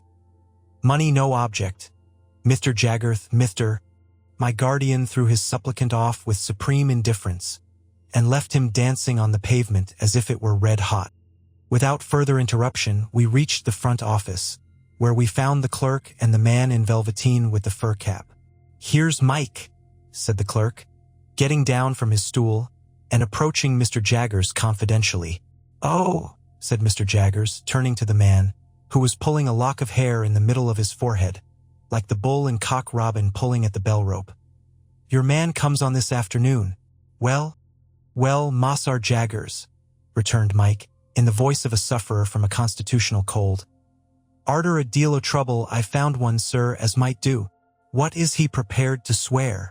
Well, Mossar Jaggers, said Mike, wiping his nose on his fur cap this time. In a general way, anythink. Mr. Jaggers suddenly became most irate. Now, I warned you before, said he, throwing his forefinger at the terrified client, that if you ever presume to talk in that way here, I'd make an example of you. You infernal scoundrel, how dare you tell me that? The client looked scared, but bewildered too, as if he were unconscious what he had done. Spoony, said the clerk, in a low voice, giving him a stir with his elbow. Soft head, need you say it face to face? Now, I ask you, you blundering booby, said my guardian very sternly. Once more and for the last time, what the man you have brought here is prepared to swear? Mike looked hard at my guardian, as if he were trying to learn a lesson from his face, and slowly replied, either to character, or to having been in his company and never left him all the night in question. Now be careful. In what station of life is this man? Mike looked at his cap, and looked at the floor, and looked at the ceiling, and looked at the clerk, and even looked at me, before beginning to reply in a nervous manner. We've dressed him up like... When my guardian blustered out, What? You will you? Spoony, added the clerk again with another stir. After some helpless casting about, Mike brightened and began again. He is dressed like a spectable pieman, a sort of a pastry cook. Is he here? Asked my guardian. I left him, said Mike, a-setting on some doorsteps round the corner. Take him past that window, and let me see him. The window indicated was the office window. We all three went to it, behind the wire blind, and presently saw the client go by in an accidental manner, with a murderous-looking tall individual, in a short suit of white linen and a paper cap. This guileless confectioner was not by any means sober, and had a black eye in the green stage of recovery, which was painted over. Tell him to take his witness away directly, said my guardian to the clerk in extreme disgust, and ask him what he means by bringing such a fellow as that. My guardian then took me into his own room, and while he lunched, standing from a sandwich box and a pocket flask of sherry, he seemed to bully his very sandwich as he ate it, informed me what arrangements he had made for me. I was to go to Barnard's Inn, to young Mr. Pocket's rooms, where a bed had been sent in for my accommodation. I was to remain with young Mr. Pocket until Monday, On Monday I was to go with him to his father's house on a visit, that I might try how I liked it. Also, I was told what my allowance was to be. It was a very liberal one, and had handed to me from one of my guardian's drawers the cards of certain tradesmen with whom I was to deal for all kinds of clothes, and such other things as I could in reason want. "You will find your credit good, Mr. Pip," said my guardian, whose flask of sherry smelt like a whole caskful as he hastily refreshed himself. "But I shall by this means be able to check your bills, and to pull you up if I find you outrunning the constable. Of course you'll go wrong somehow, but that's no fault of mine." After I had pondered a little over this encouraging sentiment, I asked Mr. Jaggers if I could send for a coach. He said it was not worthwhile, I was so near my destination. Wemmick should walk round with me if I pleased. I then found that Wemmick was the clerk in the next room. Another clerk was rung down from upstairs to take his place while he was out, and I accompanied him into the street, after shaking hands with my guardian. We found a new set of people lingering outside, but Wemmick made a way among them by saying coolly yet decisively, "I tell you it's no use. He won't have a word to say to one of you." And we soon got clear of them and went on side by side. Chapter 21. Casting my eyes on Mr. Wemmick as we went along, to see what he was like in the light of day, I found him to be a dry man, rather short in stature, with a square wooden face, whose expression seemed to have been imperfectly chipped out with a dull-edged chisel. There were some marks in it that might have been dimples, if the material had been softer and the instrument finer, but which, as it was, were only dints. The chisel had made 3 or 4 of these attempts at embellishment over his nose, but had given them up without an effort to smooth them off. I judged him to be a bachelor from the frayed condition of his linen, and he appeared to have sustained a good many bereavements, for he wore at least 4 mourning rings, besides a brooch representing a lady and a weeping willow at a tomb with an urn on it. I noticed, too, that several rings and seals hung at his watch-chain, as if he were quite laden with remembrances of departed friends. He had glittering eyes, small, keen and black, and thin, wide, mottled lips. He had had them, to the best of my belief, from 40 to 50 years. "So you were never in London before?" said Mr. Wemmick to me. "No," said I. "I was new here once," said Mr. Wemmick. "Rum to think of now. You are well acquainted with it now?" "Why, yes," said Mr. Wemmick. "I know the moves of it. Is it a very wicked place?" I asked, more for the sake of saying something than for information. "You may get cheated, robbed, and murdered in London, but there are plenty of people anywhere who'll do that for you. If there is bad blood between you and them," said I, to soften it off a little. "Ooh, I don't know about bad blood," returned Mr. Wemmick. "There's not much bad blood about. They'll do it, if there's anything to be got by it. That makes it worse." "You think so?" returned Mr. Wemmick. "Much about the same, I should say." He wore his hat on the back of his head and looked straight before him, walking in a self-contained way as if there were nothing in the streets to claim his attention. His mouth was such a post-office of a mouth that he had a mechanical appearance of smiling. We had got to the top of Holborn Hill before I knew that it was merely a mechanical appearance, and that he was not smiling at all. "Do you know where Mr. Matthew Pocket lives?" I asked Mr. Wemmick. "Yes," said he, nodding in the direction. "At Hammersmith, west of London." "Is that far?" "Well, say 5 miles. Do you know him?" "Why, you're a regular cross-examiner," said Mr. Wemmick, looking at me with an approving air. "Yes, I know him. I know him." There was an air of toleration or depreciation about his utterance of these words that rather depressed me, and I was still looking sideways at his block of a face in search of any encouraging note to the text, when he said here we were at Barnard's Inn. My depression was not alleviated by the announcement, for I had supposed that establishment to be an hotel kept by Mr. Barnard, to which the Blue Boar in our town was a mere public house, whereas I now found Barnard to be a disembodied spirit or a fiction, and his in the dingiest collection of shabby buildings ever squeezed together in a rank corner as a club for tomcats. We entered this haven through a wicket gate, and were disgorged by an introductory passage into a melancholy little square that looked to me like a flat burying ground. I thought it had the most dismal trees in it, and the most dismal sparrows, and the most dismal cats, and the most dismal houses in number 6 or so, that I had ever seen.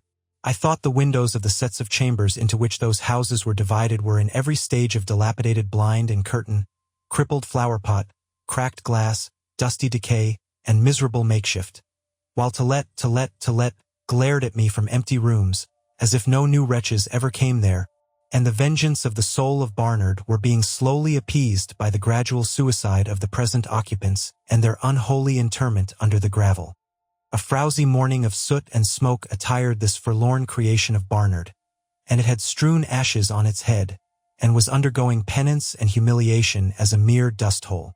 Thus far my sense of sight, while dry rot and wet rot and all the silent rots that rot in neglected roof and cellar, rot of rat and mouse and bug and coaching stables near at hand besides, addressed themselves faintly to my sense of smell, and moaned, "Try Barnard's mixture." So imperfect was this realization of the first of my great expectations, that I looked in dismay at Mr. Wemmick. "Ah," said he, mistaking me, "the retirement reminds you of the country, so it does me." He led me into a corner and conducted me up a flight of stairs, which appeared to me to be slowly collapsing into sawdust, so that one of those days the upper lodgers would look out at their doors and find themselves without the means of coming down, to a set of chambers on the top floor. Mr. Pocket, J.O.N., was painted on the door, and there was a label on the letterbox, "Return shortly." "He hardly thought you'd come so soon," Mr. Wemmick explained. "You don't want me any more?" "No, thank you," said I.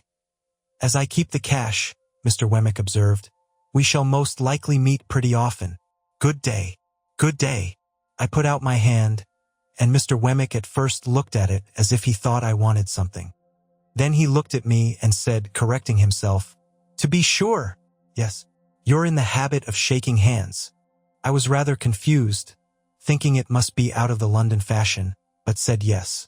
"I have got so out of it," said Mr. Wemmick, "except at last.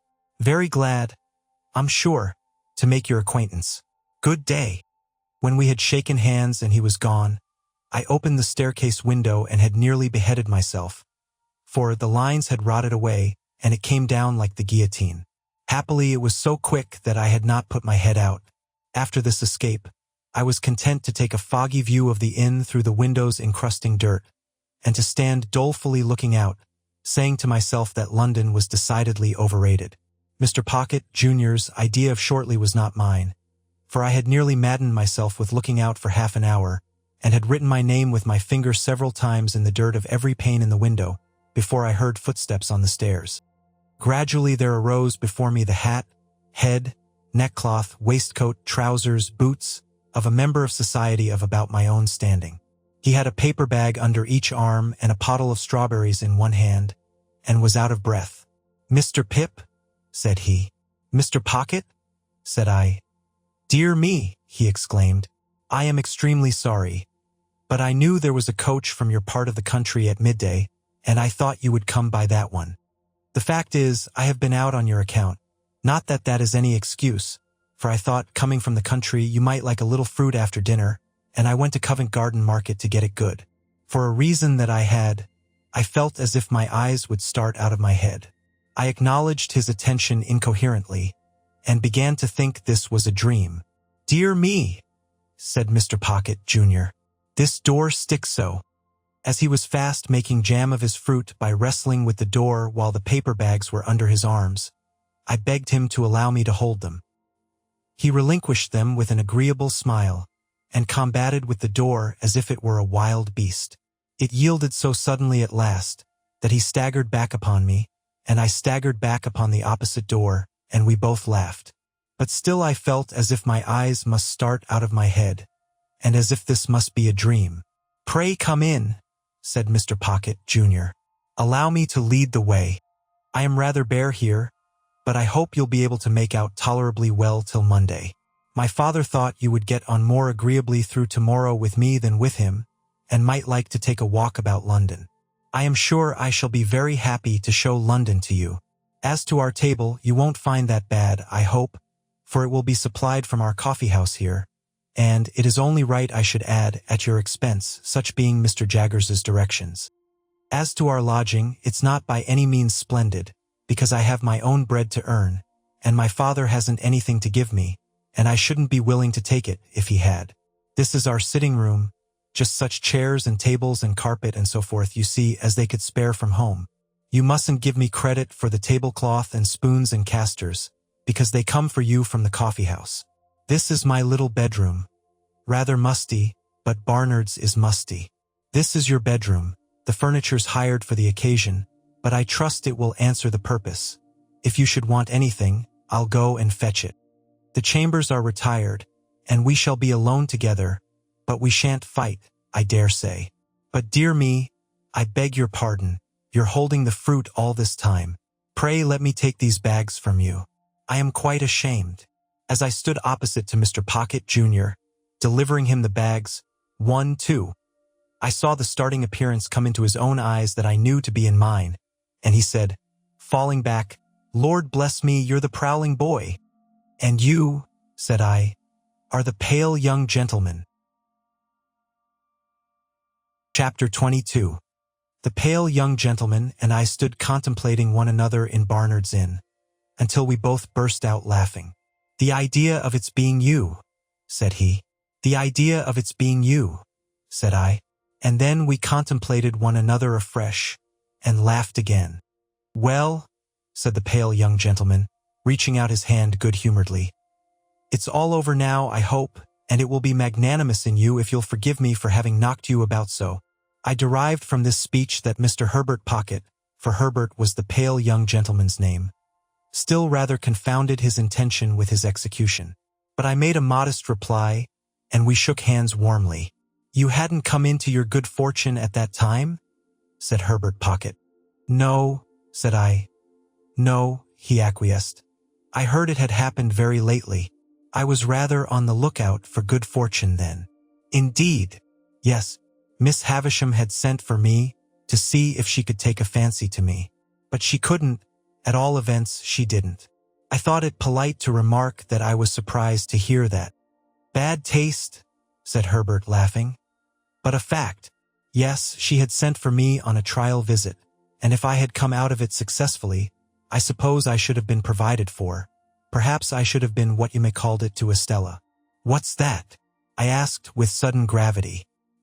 He was arranging his fruit in plates while we talked, which divided his attention, and was the cause of his having made this lapse of a word. Affianced, he explained, still busy with the fruit. Betrothed. Engaged. What's his named? Any word of that sort. How did you bear your disappointment? I asked. Pooh, said he. I didn't care much for it. She's a Tartar. Miss Havisham? I don't say no to that, but I meant Estella. That girl's hard and haughty and capricious to the last degree, and has been brought up by Miss Havisham to wreak revenge on all the male sex. What relation is she to Miss Havisham? None, said he. Only adopted. Why should she wreak revenge on all the male sex? What revenge? Lord, Mr. Pip, said he. Don't you know? No, said I. Dear me, it's quite a story, and shall be saved till dinner time. And now let me take the liberty of asking you a question. How did you come there that day? I told him, and he was attentive until I had finished, and then burst out laughing again, and asked me if I was sore afterwards. I didn't ask him if he was, for my conviction on that point was perfectly established. Mr. Jaggers is your guardian, I understand? He went on. Yes. You know he is Miss Havisham's man of business and solicitor, and has her confidence when nobody else has? This was bringing me, I felt, towards dangerous ground. I answered with a constraint I made no attempt to disguise, that I had seen Mr. Jaggers in Miss Havisham's house on the very day of our combat, but never at any other time, and that I believed he had no recollection of having ever seen me there. He was so obliging as to suggest my father for your tutor, and he called on my father to propose it. Of course he knew about my father from his connection with Miss Havisham. My father is Miss Havisham's cousin. Not that that implies familiar intercourse between them, for he is a bad courtier and will not propitiate her. Herbert Pocket had a frank and easy way with him that was very taking. I had never seen anyone then, and I have never seen anyone since, who more strongly expressed to me, in every look and tone, a natural incapacity to do anything secret and mean. There was something wonderfully hopeful about his general air, and something that at the same time whispered to me he would never be very successful or rich. I don't know how this was. I became imbued with the notion on that first occasion before we sat down to dinner, but I cannot define by what means. He was still a pale young gentleman, and had a certain conquered languor about him in the midst of his spirits and briskness that did not seem indicative of natural strength. He had not a handsome face, but it was better than handsome, being extremely amiable and cheerful. His figure was a little ungainly, as in the days when my knuckles had taken such liberties with it, but it looked as if it would always be light and young. Whether Mr. Trabb's local work would have sat more gracefully on him than on me may be a question, but I am conscious that he carried off his rather old clothes much better than I carried off my new suit. As he was so communicative, I felt that reserve on my part would be a bad return unsuited to our years. I therefore told him my small story, and laid stress on my being forbidden to inquire who my benefactor was. I further mentioned that as I had been brought up a blacksmith in a country place, and knew very little of the ways of politeness, I would take it as a great kindness in him if he would give me a hint whenever he saw me at a loss or going wrong. "With pleasure," said he, "though I venture to prophesy that you'll want very few hints. I dare say we shall be often together, and I should like to banish any needless restraint between us. Will you do me the favor to begin at once to call me by my Christian name, Herbert?" I thanked him and said I would. I informed him in exchange that my Christian name was Philip. "I don't take to Philip," said he, smiling, "for it sounds like a moral boy out of the spelling book, who was so lazy that he fell into a pond, or so fat that he couldn't see out of his eyes, or so avaricious that he locked up his cake till the mice ate it, or so determined to go a bird's nesting that he got himself eaten by bears who lived handy in the neighborhood. I tell you what I should like. We are so harmonious, and you have been a blacksmith. Would you mind it?" "I shouldn't mind anything that you propose," I answered, "but I don't understand you. Would you mind Handel for a familiar name? There's a charming piece of music by Handel, called The Harmonious Blacksmith. I should like it very much." "Then, my dear Handel," said he, turning round as the door opened, "here is the dinner, and I must beg of you to take the top of the table, because the dinner is of your providing." This I would not hear of, so he took the top and I faced him. It was a nice little dinner, seemed to me then a very Lord Mayor's feast, and it acquired additional relish from being eaten under those independent circumstances, with no old people by, and with London all around us.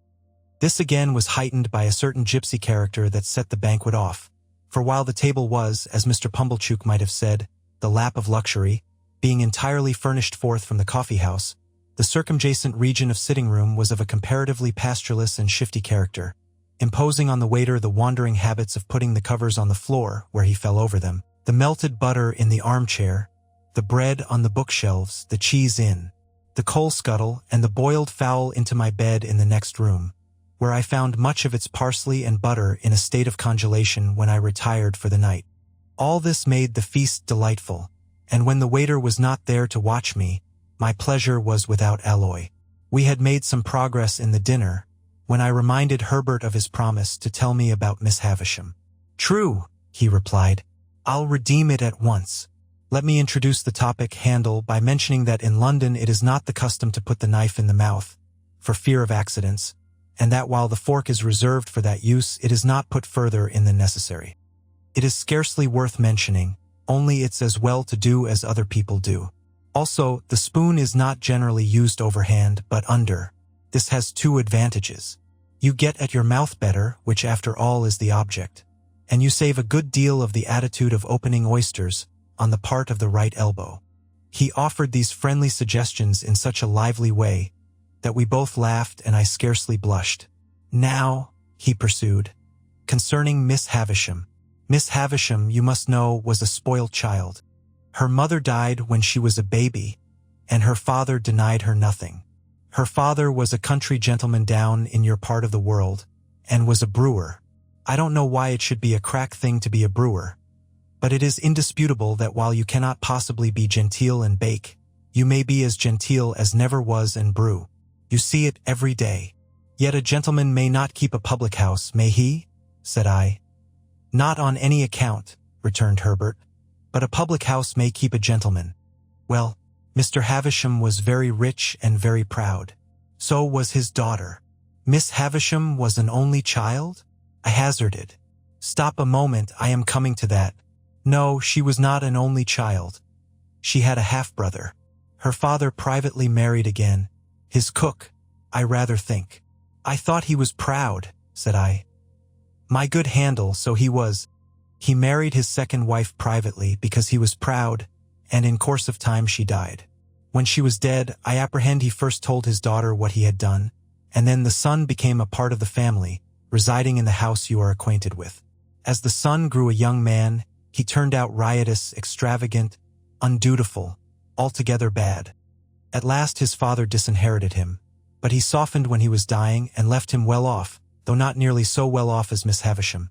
Take another glass of wine, and excuse my mentioning that society as a body does not expect one to be so strictly conscientious in emptying one's glass, as to turn it bottom upwards with the rim on one's nose.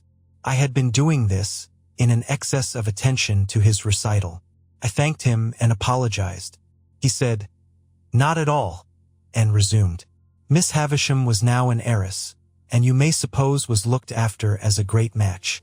Her half-brother had now ample means again, but what with debts and what with new madness wasted them most fearfully again.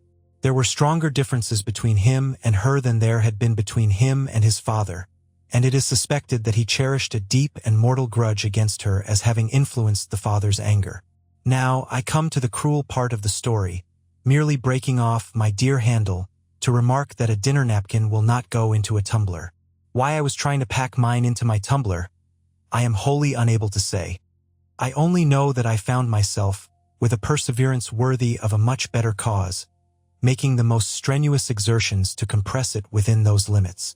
Again I thanked him and apologized, and again he said in the cheerfulest manner, "Not at all, I am sure," and resumed. There appeared upon the scene, say at the races or the public balls, or anywhere else you like, a certain man who made love to Miss Havisham. I never saw him, for this happened 25 years ago, before you and I were handle, but I have heard my father mention that he was a showy man, and the kind of man for the purpose, but that he was not to be, without ignorance or prejudice, mistaken for a gentleman, my father most strongly asseverates, because it is a principle of his that no man who was not a true gentleman at heart ever was, since the world began, a true gentleman in manner. He says no varnish can hide the grain of the wood, and that the more varnish you put on, the more the grain will express itself. Well, this man pursued Miss Havisham closely, and professed to be devoted to her. I believe she had not shown much susceptibility up to that time, but all the susceptibility she possessed certainly came out then, and she passionately loved him. There is no doubt that she perfectly idolized him. He practiced on her affection in that systematic way, that he got great sums of money from her, and he induced her to buy her brother out of a share in the brewery, which had been weakly left him by his father, at an immense price, on the plea that when he was her husband he must hold and manage it all. Your guardian was not at that time in Miss Havisham's counsels, and she was too haughty and too much in love to be advised by anyone. Her relations were poor and scheming, with the exception of my father. He was poor enough, but not time-serving or jealous. The only independent one among them. He warned her that she was doing too much for this man, and was placing herself too unreservedly in his power. She took the first opportunity of angrily ordering my father out of the house, in his presence, and my father has never seen her since. I thought of her having said, "Matthew will come and see me at last when I am laid dead upon that table." And I asked Herbert whether his father was so inveterate against her. "It's not that," said he. But she charged him, in the presence of her intended husband, with being disappointed in the hope of fawning upon her for his own advancement.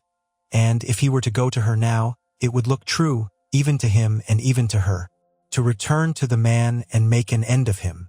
The marriage day was fixed, the wedding dresses were bought, the wedding tour was planned out, the wedding guests were invited. The day came, but not the bridegroom. He wrote her a letter, which she received. I struck in. When she was dressing for her marriage? At 9:20. At the hour and minute, said Herbert, nodding. At which she afterwards stopped all the clocks. What was in it? Further than that it most heartlessly broke the marriage off. I can't tell you because I don't know. When she recovered from a bad illness that she had, she laid the whole place waste, as you have seen it, and she has never since looked upon the light of day. Is that all the story? I asked after considering it. All I know of it, and indeed I only know so much through piecing it out for myself.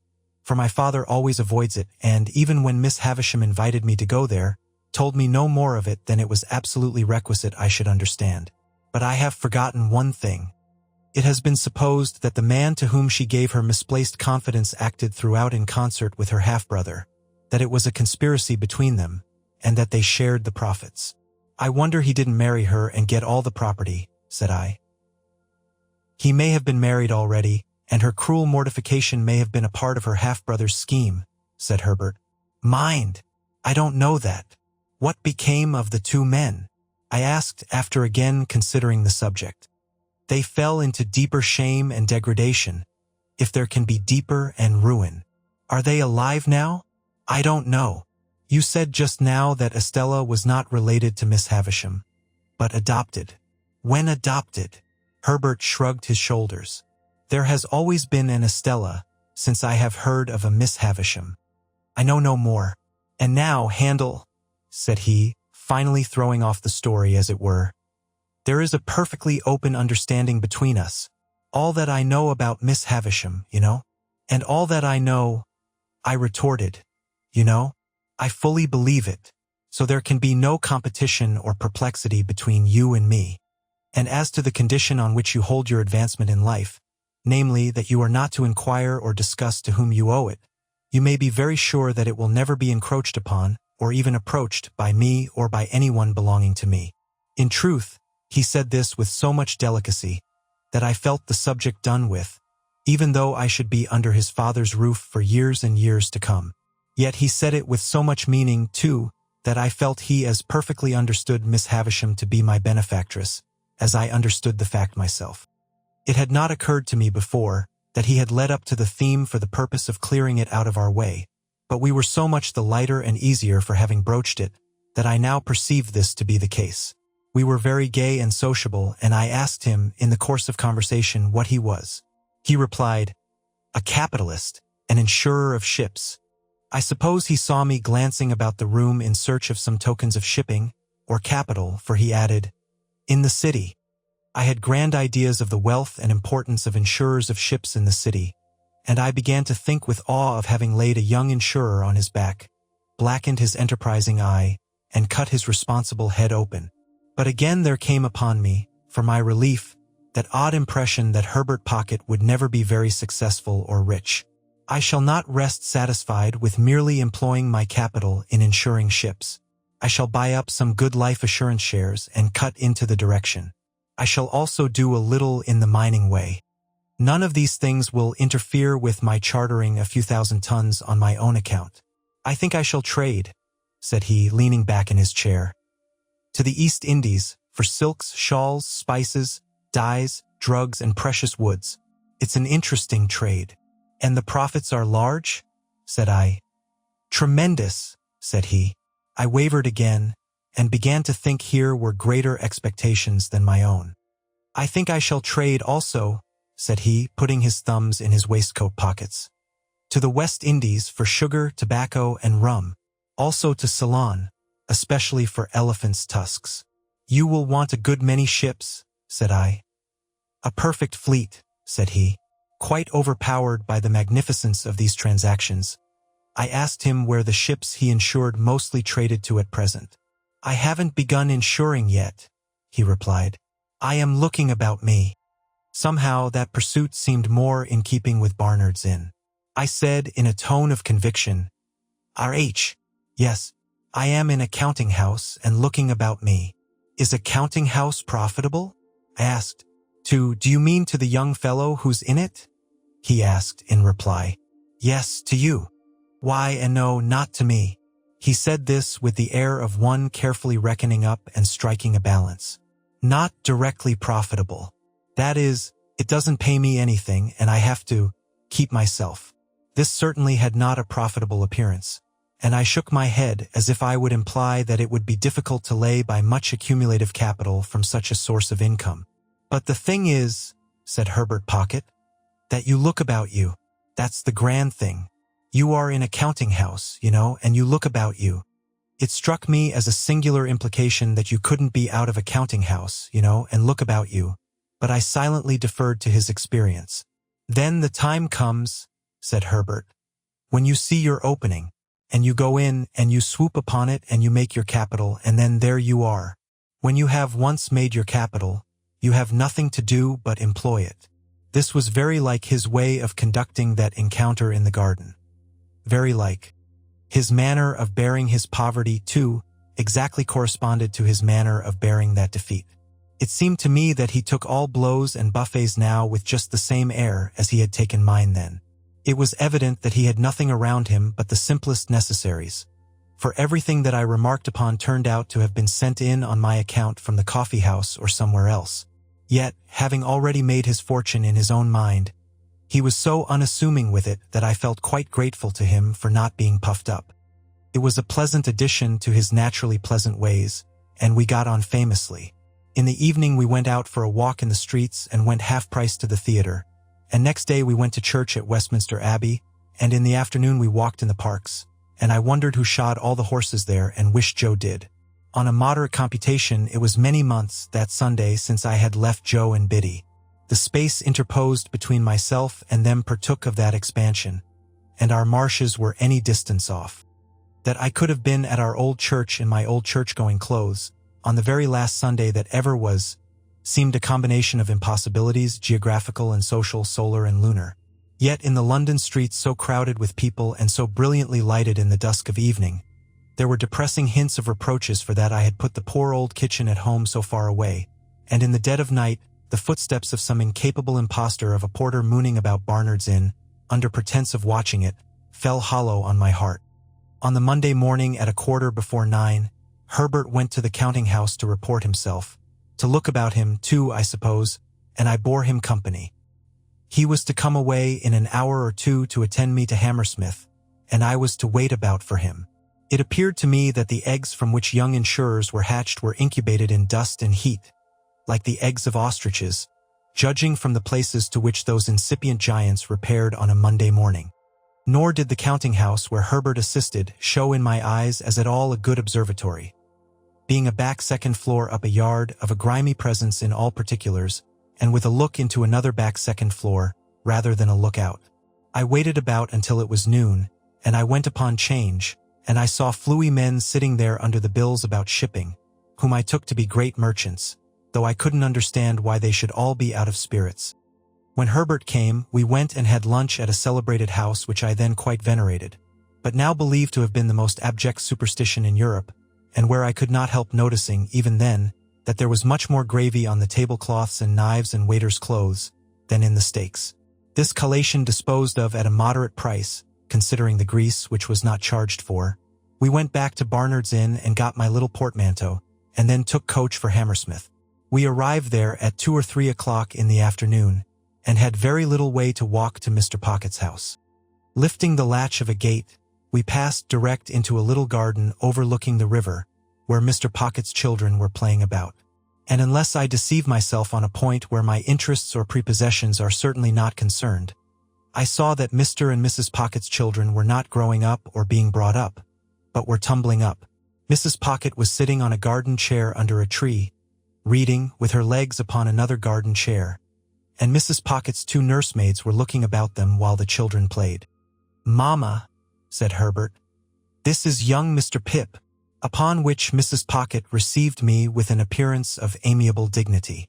"Master Alec and Miss Jane," cried one of the nurses to 2 of the children, "if you go a-bouncing up against them bushes you'll fall over into the river and be drowned dead, and waddle your passe then?" At the same time this nurse picked up Mrs. Pocket's handkerchief and said, "If that don't make 6 times you've dropped it, Mom," upon which Mrs. Pocket laughed and said, "Thank you, Flopson," and settling herself in one chair only, resumed her book.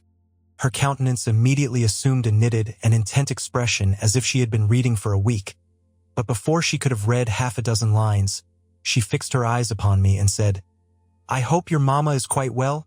This unexpected inquiry put me into such a difficulty that I began saying in the absurdest way that if there had been any such person I had no doubt she would have been quite well, and would have been very much obliged, and would have sent her compliments, when the nurse came to my rescue.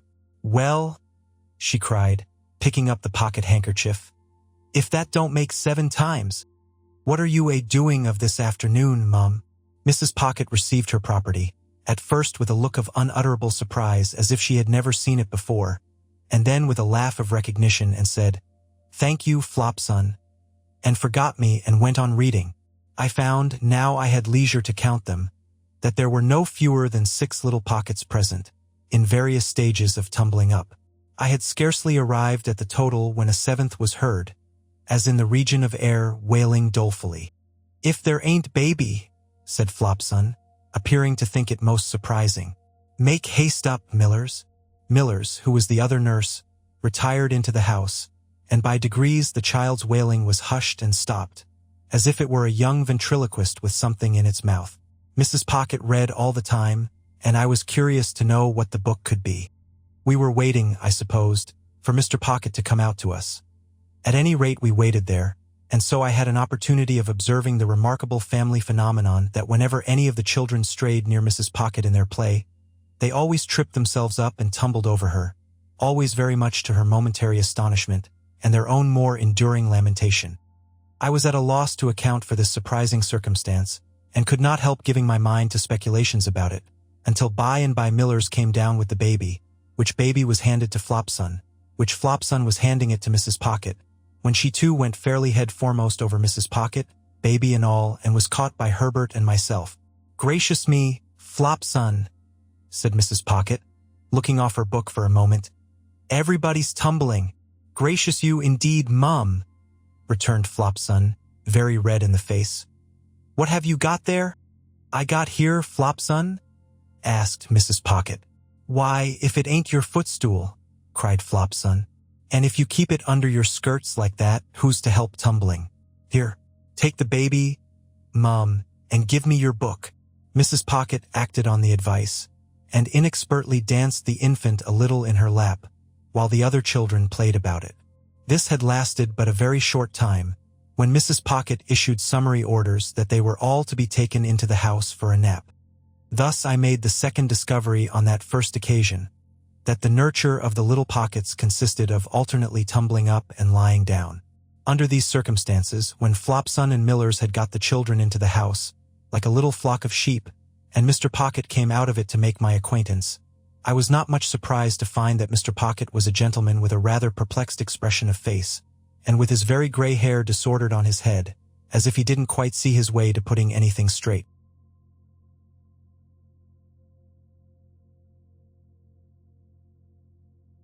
Chapter 23. Mr. Pocket said he was glad to see me, and he hoped I was not sorry to see him. "For I really am not," he added with his son's smile, "an alarming personage." He was a young-looking man, in spite of his perplexities and his very gray hair, and his manner seemed quite natural. I use the word natural in the sense of its being unaffected. There was something comic in his distraught way, as though it would have been downright ludicrous but for his own perception that it was very near being so. When he had talked with me a little, he said to Mrs. Pocket, with a rather anxious contraction of his eyebrows, which were black and handsome, "Belinda, I hope you have welcomed Mr. Pip?" And she looked up from her book and said, "Yes." She then smiled upon me in an absent state of mind, and asked me if I liked the taste of orange flower water. As the question had no bearing, near or remote, on any foregone or subsequent transaction, I consider it to have been thrown out, like her previous approaches, in general conversational condescension. I found out within a few hours, and may mention at once, that Mrs. Pocket was the only daughter of a certain quite accidental deceased knight, who had invented for himself a conviction that his deceased father would have been made a baronet but for somebody's determined opposition arising out of entirely personal motives. I forget whose, if I ever knew, the sovereigns, the prime ministers, the lord chancellors, the Archbishop of Canterbury's, anybody's, and had tacked himself on to the nobles of the earth in right of this quite supposititious fact. I believe he had been knighted himself for storming the English grammar at the point of the pen, in a desperate address engrossed on vellum, on the occasion of the laying of the first stone of some building or other, and for handing some royal personage either the trowel or the mortar. Be that as it may, he had directed Mrs. Pocket to be brought up from her cradle as one who in the nature of things must marry a title, and who was to be guarded from the acquisition of plebeian domestic knowledge. So successful a watch and ward had been established over the young lady by this judicious parent, that she had grown up highly ornamental, but perfectly helpless and useless. With her character thus happily formed, in the first bloom of her youth she had encountered Mr. Pocket, who was also in the first bloom of youth, and not quite decided whether to mount to the woolsack, or to roof himself in with a mitre. As his doing the one or the other was a mere question of time, he and Mrs. Pocket had taken time by the forelock, when, to judge from its length, it would seem to have wanted cutting, and had married without the knowledge of the judicious parent. The judicious parent, having nothing to bestow or withhold but his blessing, had handsomely settled that dower upon them after a short struggle, and had informed Mr. Pocket that his wife was a treasure for a prince. Mr. Pocket had invested the prince's treasure in the ways of the world ever since, and it was supposed to have brought him in but indifferent interest. Still, Mrs. Pocket was in general the object of a queer sort of respectful pity, because she had not married a title, while Mr. Pocket was the object of a queer sort of forgiving reproach, because he had never got one. Mr. Pocket took me into the house and showed me my room, which was a pleasant one, and so furnished as that I could use it with comfort for my own private sitting room. He then knocked at the doors of two other similar rooms, and introduced me to their occupants, by name Drummle and Startop. Drummle, an old-looking young man of a heavy order of architecture, was whistling. Startop, younger in years and appearance, was reading and holding his head, as if he thought himself in danger of exploding it with too strong a charge of knowledge. Both Mr. and Mrs. Pocket had such a noticeable air of being in somebody else's hands, that I wondered who really was in possession of the house and let them live there, until I found this unknown power to be the servants. It was a smooth way of going on, perhaps, in respect of saving trouble, but it had the appearance of being expensive, for the servants felt it a duty they owed to themselves to be nice in their eating and drinking, and to keep a deal of company downstairs. They allowed a very liberal table to Mr. and Mrs. Pocket, yet it always appeared to me that by far the best part of the house to have boarded in would have been the kitchen, always supposing the boarder capable of self-defense, for before I had been there a week, a neighboring lady with whom the family were personally unacquainted wrote in to say that she had seen Millers slapping the baby. This greatly distressed Mrs. Pocket, who burst into tears on receiving the note, and said that it was an extraordinary thing that the neighbors couldn't mind their own business. By degrees I learnt, and chiefly from Herbert, that Mr. Pocket had been educated at Harrow and at Cambridge, where he had distinguished himself, but that when he had had the happiness of marrying Mrs. Pocket very early in life, he had impaired his prospects and taken up the calling of a grinder, after grinding a number of dull blades, of whom it was remarkable that their fathers, when influential, were always going to help him to preferment, but always forgot to do it when the blades had left the grindstone. He had wearied of that poor work and had come to London. Here, after gradually failing in loftier hopes, he had read with divers who had lacked opportunities or neglected them, and had refurbished divers others for special occasions, and had turned his acquirements to the account of literary compilation and correction, and on such means, added to some very moderate private resources, still maintained the house I saw. Mr. and Mrs. Pocket had a toady neighbor, a widow lady of that highly sympathetic nature that she agreed with everybody, blessed everybody, and shed smiles and tears on everybody, according to circumstances. This lady's name was Mrs. Coiler, and I had the honor of taking her down to dinner on the day of my installation. She gave me to understand on the stairs that it was a blow to dear Mrs. Pocket that dear Mr. Pocket should be under the necessity of receiving gentlemen to read with him. That did not extend to me, she told me in a gush of love and confidence. At that time, I had known her something less than 5 minutes. If they were all like me, it would be quite another thing. But dear Mrs. Pocket, said Mrs. Coiler, after her early disappointment, not that dear Mr. Pocket was to blame in that, requires so much luxury and elegance. Yes, ma'am, I said, to stop her, for I was afraid she was going to cry. And she is of so aristocratic a disposition. Yes, ma'am, I said again, with the same object as before. That it is hard, said Mrs. Coiler, to have dear Mr. Pocket's time and attention diverted from dear Mrs. Pocket.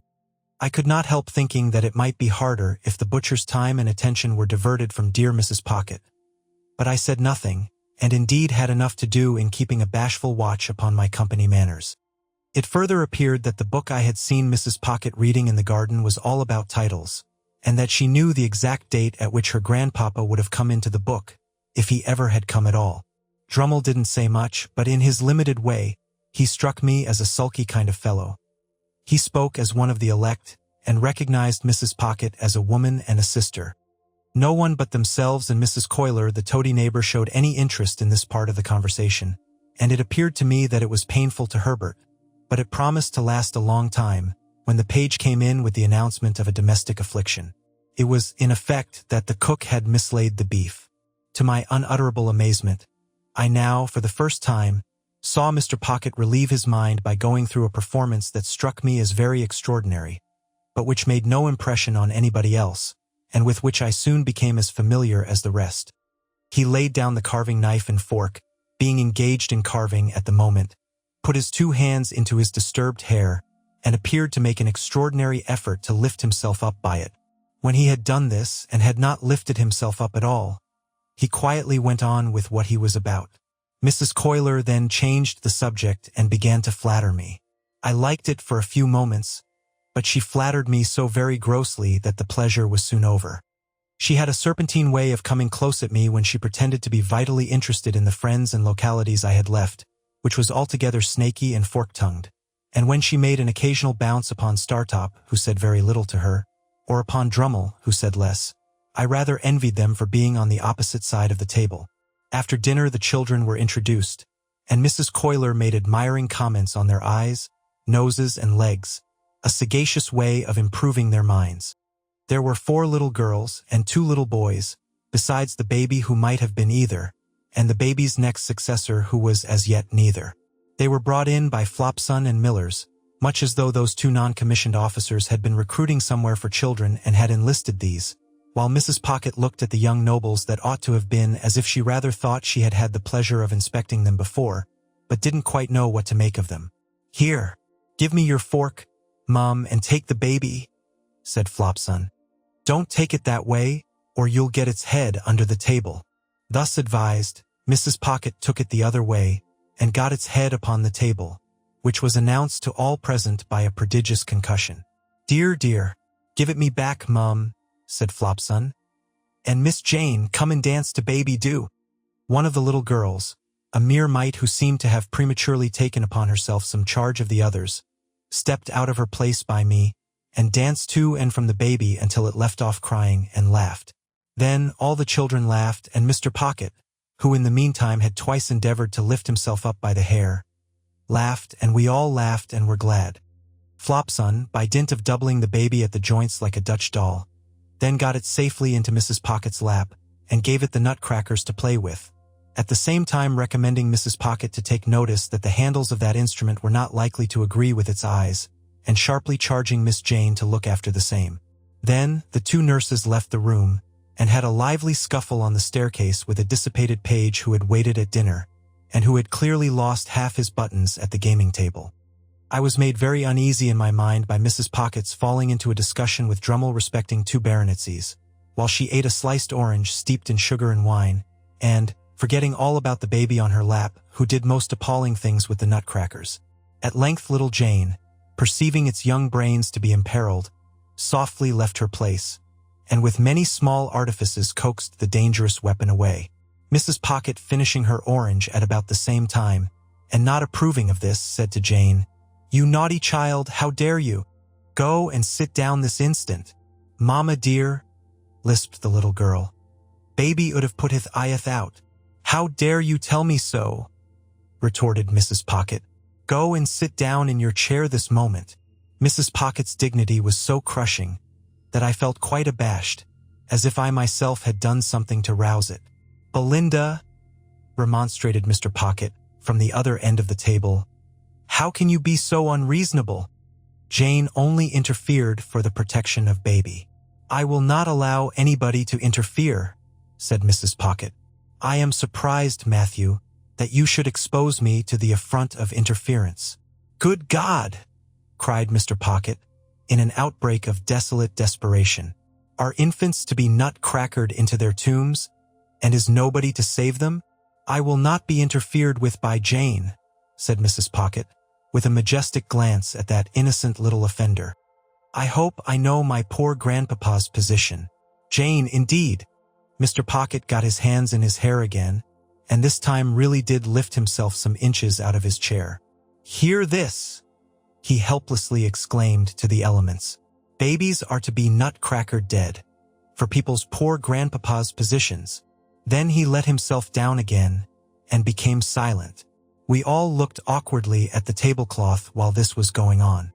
A pause succeeded, during which the honest and irrepressible baby made a series of leaps and crows at little Jane, who appeared to me to be the only member of the family, irrespective of servants, with whom it had any decided acquaintance. Mr. Drummle, said Mrs. Pocket, will you ring for Flopson? Jane, you undutiful little thing, go and lie down. Now, baby darling, come with Ma. The baby was the soul of honor, and protested with all its might. It doubled itself up the wrong way over Mrs. Pocket's arm, exhibited a pair of knitted shoes and dimpled ankles to the company in lieu of its soft face, and was carried out in the highest state of mutiny. And it gained its point after all, for I saw it through the window within a few minutes, being nursed by little Jane. It happened that the other 5 children were left behind at the dinner table, through Flopson's having some private engagement, and there not being anybody else's business. I thus became aware of the mutual relations between them and Mr. Pocket, which were exemplified in the following manner. Mr. Pocket, with the normal perplexity of his face heightened and his hair rumpled, looked at them for some minutes, as if he couldn't make out how they came to be boarding and lodging in that establishment, and why they hadn't been billeted by nature on somebody else. Then, in a distant missionary way, he asked them certain questions, as why little Joe had that hole in his frill, who said Pa Flopson was going to mend it when she had time, and how little Fanny came by that Whitlow, who said Pa Millers was going to poultice it when she didn't forget. Then, he melted into parental tenderness, and gave them a shilling apiece and told them to go and play. And then as they went out, with one very strong effort to lift himself up by the hair, he dismissed the hopeless subject. In the evening there was rowing on the river. As Drummle and Startop had each a boat, I resolved to set up mine, and to cut them both out. I was pretty good at most exercises in which country boys are adepts, but as I was conscious of wanting elegance of style for the Thames, not to say for other waters, I at once engaged to place myself under the tuition of the winner of a prize wherry who plied at our stairs, and to whom I was introduced by my new allies. This practical authority confused me very much by saying I had the arm of a blacksmith. If he could have known how nearly the compliment lost him his pupil, I doubt if he would have paid it. There was a supper tray after we got home at night, and I think we should all have enjoyed ourselves, but for a rather disagreeable domestic occurrence. Mr. Pocket was in good spirits when a housemaid came in and said, "If you please, sir, I should wish to speak to you." "Speak to your master?" said Mrs. Pocket, whose dignity was roused again. "How can you think of such a thing? Go and speak to Flopson, or speak to me at some other time." "Begging your pardon, ma'am," returned the housemaid, "I should wish to speak at once and to speak to master." Hereupon Mr. Pocket went out of the room, and we made the best of ourselves until he came back. "This is a pretty thing, Belinda," said Mr. Pocket, returning with a countenance expressive of grief and despair. "Here's the cook lying insensibly drunk on the kitchen floor, with a large bundle of fresh butter made up in the cupboard ready to sell for grease." Mrs. Pocket instantly showed much amiable emotion, and said, "This is that odious Sophia's doing." "What do you mean, Belinda?" demanded Mr. Pocket. "Sophia has told you," said Mrs. Pocket. "Did I not see her with my own eyes and hear her with my own ears come into the room just now and ask to speak to you?" "But has she not taken me downstairs, Belinda?" returned Mr. Pocket, "and shown me the woman and the bundle too?" "And do you defend her, Matthew," said Mrs. Pocket, "for making mischief?" Mr. Pocket uttered a dismal groan.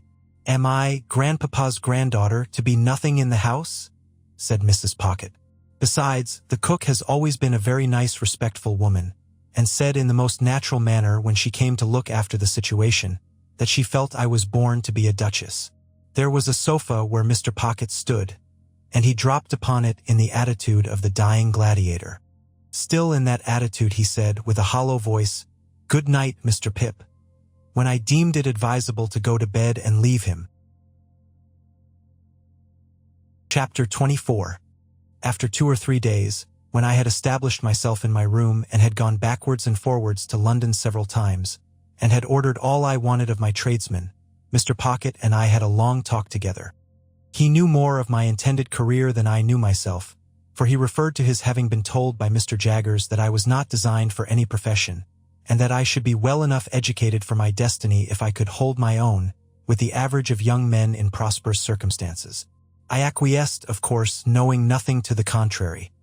He advised my attending certain places in London for the acquisition of such mere rudiments as I wanted, and my investing him with the functions of explainer and director of all my studies.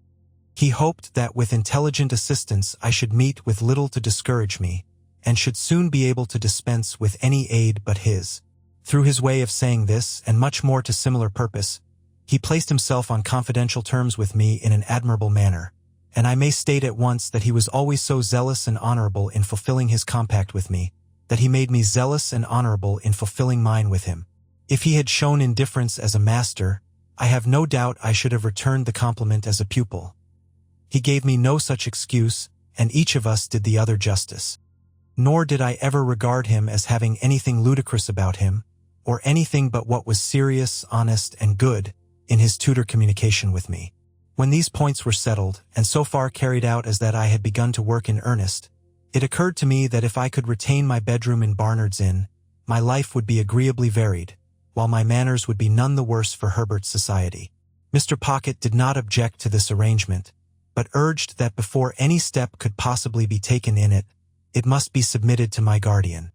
I felt that this delicacy arose out of the consideration that the plan would save Herbert some expense, so I went off to Little Britain and imparted my wish to Mr. Jaggers. "If I could buy the furniture now hired for me," said I, "and 1 or 2 other little things, I should be quite at home there." "Go it," said Mr. Jaggers with a short laugh. "I told you you'd get on. Well, how much do you want?" I said I didn't know how much. "Come," retorted Mr. Jaggers. "How much?" £50. "Oh, not nearly so much. £5, said Mr. Jaggers. This was such a great fall that I said in discomfiture, "Oh, more than that." "More than that, eh?" retorted Mr. Jaggers, lying in wait for me, with his hands in his pockets, his head on one side, and his eyes on the wall behind me. "How much more?" "It is so difficult to fix a sum," said I, hesitating. "Come," said Mr. Jaggers, "let's get at it. 2 × 5. Will that do? 3 × 5. Will that do? 4 × 5. Will that do?" I said I thought that would do handsomely. 4 × 5 will do handsomely, will it? Said Mr. Jaggers, knitting his brows. "Now, what do you make of 4 × 5? "What do I make of it?" "Ah," said Mr. Jaggers. "How much?" "I suppose you make it £20, said I, smiling. "Never mind what I make it, my friend," observed Mr. Jaggers, with a knowing and contradictory toss of his head. "I want to know what you make it." £20, of course. "Wemmick," said Mr. Jaggers, opening his office door, "take Mr. Pip's written order, and pay him £20. This strongly marked way of doing business made a strongly marked impression on me, and that not of an agreeable kind. Mr. Jaggers never laughed, but he wore great bright creaking boots, and in poising himself on these boots, with his large head bent down and his eyebrows joined together, awaiting an answer, he sometimes caused the boots to creak, as if they laughed in a dry and suspicious way. As he happened to go out now, and as Wemmick was brisk and talkative, I said to Wemmick that I hardly knew what to make of Mr. Jaggers's manner. "Tell him that, and he'll take it as a compliment," answered Wemmick. "He don't mean that you should know what to make of it." "Oh," for I looked surprised. "It's not personal, it's professional, only professional." Wemmick was at his desk, lunching and crunching on a dry, hard biscuit, pieces of which he threw from time to time into his slit of a mouth, as if he were posting them. "Always seems to me," said Wemmick, "as if he had set a man-trap and was watching it. Suddenly, click, you're caught." Without remarking that man-traps were not among the amenities of life, I said I supposed he was very skillful. Deep, said Wemmick, as Australia, pointing with his pen at the office floor to express that Australia was understood, for the purposes of the figure, to be symmetrically on the opposite spot of the globe. If there was anything deeper, added Wemmick, bringing his pen to paper, he'd be it. Then, I said I supposed he had a fine business, and Wemmick said, Sapaital. Then I asked if there were many clerks, to which he replied, we don't run much into clerks, because there's only one Jaggers, and people won't have him at second hand. There are only 4 of us. Would you like to see him? You are one of us, as I may say. I accepted the offer. When Mr. Wemmick had put all the biscuit into the post, and had paid me my money from a cash box in a safe, the key of which safe he kept somewhere down his back and produced from his coat collar like an iron pigtail, we went upstairs. The house was dark and shabby, and the greasy shoulders that had left their mark in Mr. Jaggers's room seemed to have been shuffling up and down the staircase for years. In the front first floor, a clerk who looked something between a publican and a rat-catcher, a large, pale, puffed, swollen man, was attentively engaged with 3 or 4 people of shabby appearance, whom he treated as unceremoniously as everybody seemed to be treated who contributed to Mr. Jaggers's coffers. Getting evidence together, said Mr. Wemmick as we came out, for the Bailey. In the room over that, a little flabby terrier of a clerk with dangling hair, his cropping seemed to have been forgotten when he was a puppy, was similarly engaged with a man with weak eyes, whom Mr. Wemmick presented to me as a smelter who kept his pot always boiling, and who would melt me anything I pleased, and who was in an excessive white perspiration, as if he had been trying his art on himself. In a back room, a high-shouldered man with a face-ache tied up in dirty flannel, who was dressed in old black clothes that bore the appearance of having been waxed, was stooping over his work of making fair copies of the notes of the other 2 gentlemen, for Mr. Jaggers's own use. This was all the establishment. When we went downstairs again, Wemmick led me into my guardian's room and said, "This you've seen already." "Pray," said I, as the 2 odious casts with the twitchy leer upon them caught my sight again. "Whose likenesses are those?" "These," said Wemmick, getting upon a chair, and blowing the dust off the horrible heads before bringing them down. "These are 2 celebrated ones, famous clients of ours that got us a world of credit. This chap, why you must have come down in the night and been peeping into the inkstand, to get this blot upon your eyebrow, you old rascal, murdered his master, and, considering that he wasn't brought up to evidence, didn't plan it badly. Is it like him?" I asked, recoiling from the brute, as Wemmick spat upon his eyebrow and gave it a rub with his sleeve. "Like him? As himself, you know. The cast was made in Newgate, directly after he was taken down.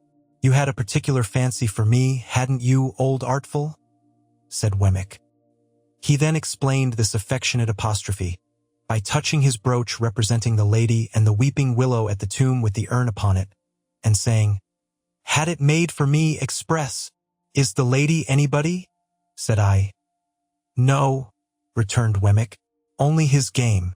You liked your bit of game, didn't you?" "No. Deuce a bit of a lady in the case, Mr. Pip, except one, and she wasn't of this slender ladylike sort, and you wouldn't have caught her looking after this urn, unless there was something to drink in it." Wemmick's attention being thus directed to his brooch, he put down the cast, and polished the brooch with his pocket-handkerchief. "Did that other creature come to the same end?" I asked. "He has the same look." "You're right," said Wemmick.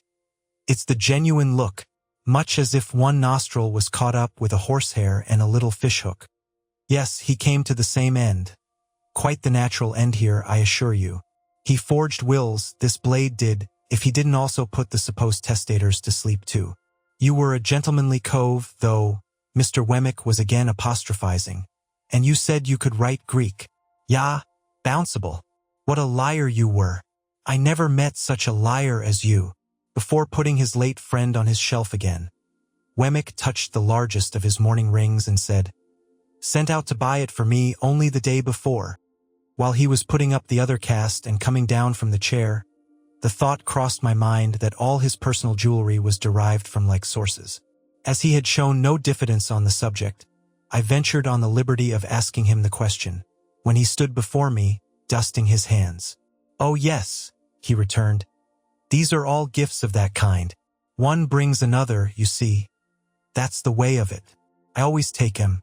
They're curiosities, and they're property. They may not be worth much, but, after all, they're property and portable. It don't signify to you with your brilliant lookout, but as to myself, my guiding star always is, get hold of portable property." When I had rendered homage to this light, he went on to say, in a friendly manner, "If at any odd time when you have nothing better to do, you wouldn't mind coming over to see me at Walworth, I could offer you a bed, and I should consider it an honor. I have not much to show you, but such 2 or 3 curiosities as I have got you might like to look over, and I am fond of a bit of garden and a summer house." I said I should be delighted to accept his hospitality. "Thank'ee," said he. "Then we'll consider that it's to come off when convenient to you. Have you dined with Mr. Jaggers yet?" "Not yet." "Well," said Wemmick, "he'll give you wine and good wine. I'll give you punch and not bad punch. And now I'll tell you something. When you go to dine with Mr. Jaggers, look at his housekeeper. Shall I see something very uncommon?" "Well," said Wemmick, "you'll see a wild beast tamed. Not so very uncommon, you'll tell me. I reply, that depends on the original wildness of the beast and the amount of taming. It won't lower your opinion of Mr. Jaggers's powers. Keep your eye on it." I told him I would do so, with all the interest and curiosity that his preparation awakened. As I was taking my departure, he asked me if I would like to devote 5 minutes to seeing Mr. Jaggers at it. For several reasons, and not least because I didn't clearly know what Mr. Jaggers would be found to be at, I replied in the affirmative. We dived into the city and came up in a crowded police court where a blood relation, in the murderous sense, of the deceased with the fanciful taste in brooches was standing at the bar, uncomfortably chewing something, while my guardian had a woman under examination or cross-examination, I don't know which, and was striking her and the bench and everybody present with awe. If anybody, of whatsoever degree, said a word that he didn't approve of, he instantly required to have it taken down. If anybody wouldn't make an admission, he said, "I'll have it out of you." And if anybody made an admission, he said, "Now I have got you." The magistrates shivered under a single bite of his finger. Thieves and thief-takers hung in dread rapture on his words, and shrank when a hair of his eyebrows turned in their direction.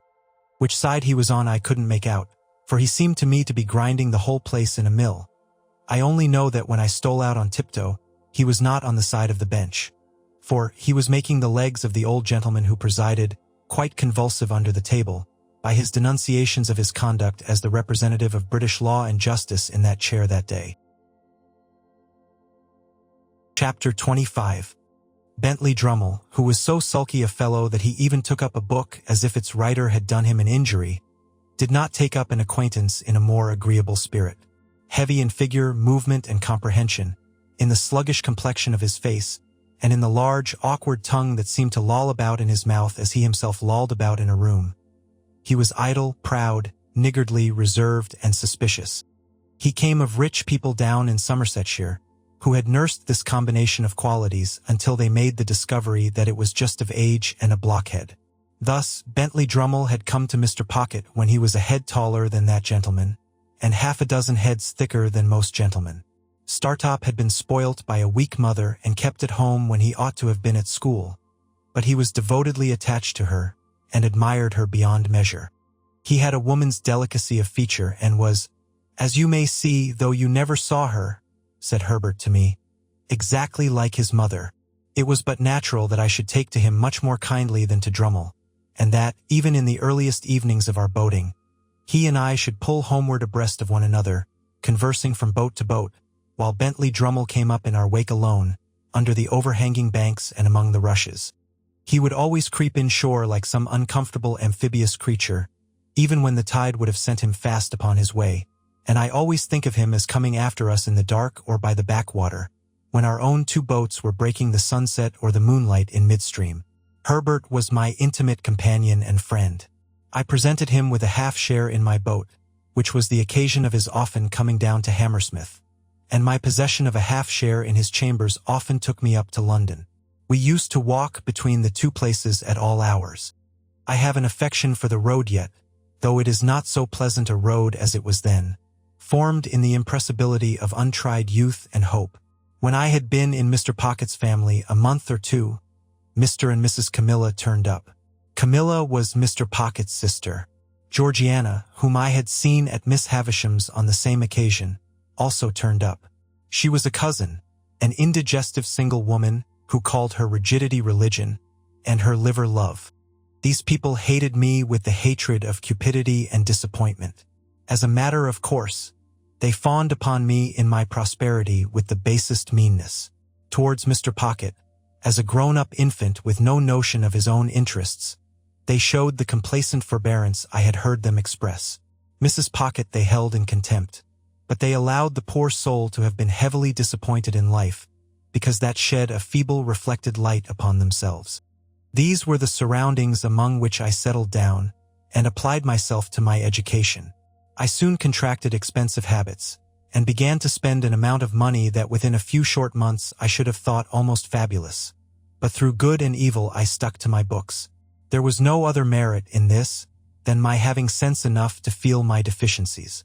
Between Mr. Pocket and Herbert I got on fast, and with one or the other always at my elbow to give me the start I wanted, and clear obstructions out of my road, I must have been as great a dolt as Drummle if I had done less.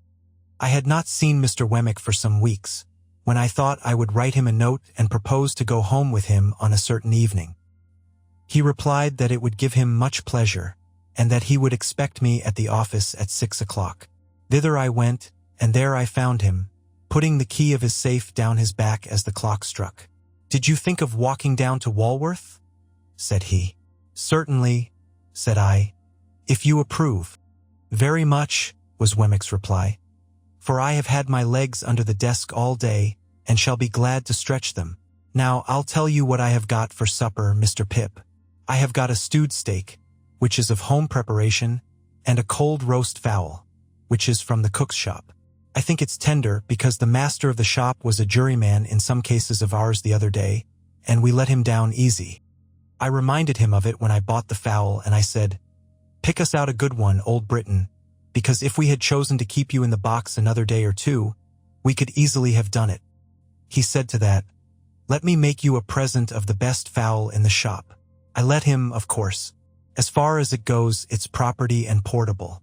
You don't object to an aged parent, I hope?" I really thought he was still speaking of the fowl until he added, "Because I have got an aged parent at my place." I then said what politeness required. "So you haven't dined with Mr. Jaggers yet?" he pursued as we walked along. "Not yet. He told me so this afternoon when he heard you were coming. I expect you'll have an invitation tomorrow. He's going to ask your pals, too. 3 of 'em, ain't there?" Although I was not in the habit of counting Drummle as one of my intimate associates, I answered, "Yes." "Well, he's going to ask the whole gang." I hardly felt complimented by the word. "And whatever he gives you, he'll give you good. Don't look forward to variety, but you'll have excellence. And there's another rum thing in his house," proceeded Wemmick after a moment's pause, as if the remark followed on the housekeeper understood. "He never lets a door or window be fastened at night." "Is he never robbed?" "That's it," returned Wemmick.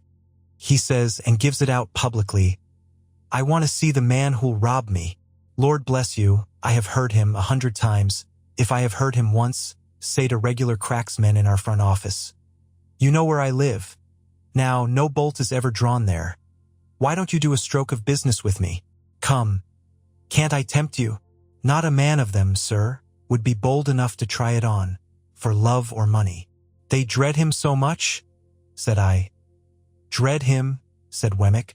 "I believe you they dread him. Not but what he's artful, even in his defiance of them. No silver, sir. Britannia metal, every spoon. So they wouldn't have much," I observed. "Even if they—" "Ah, but he would have much," said Wemmick, cutting me short. "And they know it. He'd have their lives, and the lives of scores of 'em. He'd have all he could get, and it's impossible to say what he couldn't get if he gave his mind to it." I was falling into meditation on my guardian's greatness when Wemmick remarked, "As to the absence of plate, that's only his natural depth, you know. A river's its natural depth, and he's his natural depth. Look at his watch chain. That's real enough. It's very massive, said I. Massive? Repeated Wemmick. I think so. And his watch is a gold repeater, and worth £100 if it's worth a penny. Mr. Pip, there are about 700 thieves in this town who know all about that watch.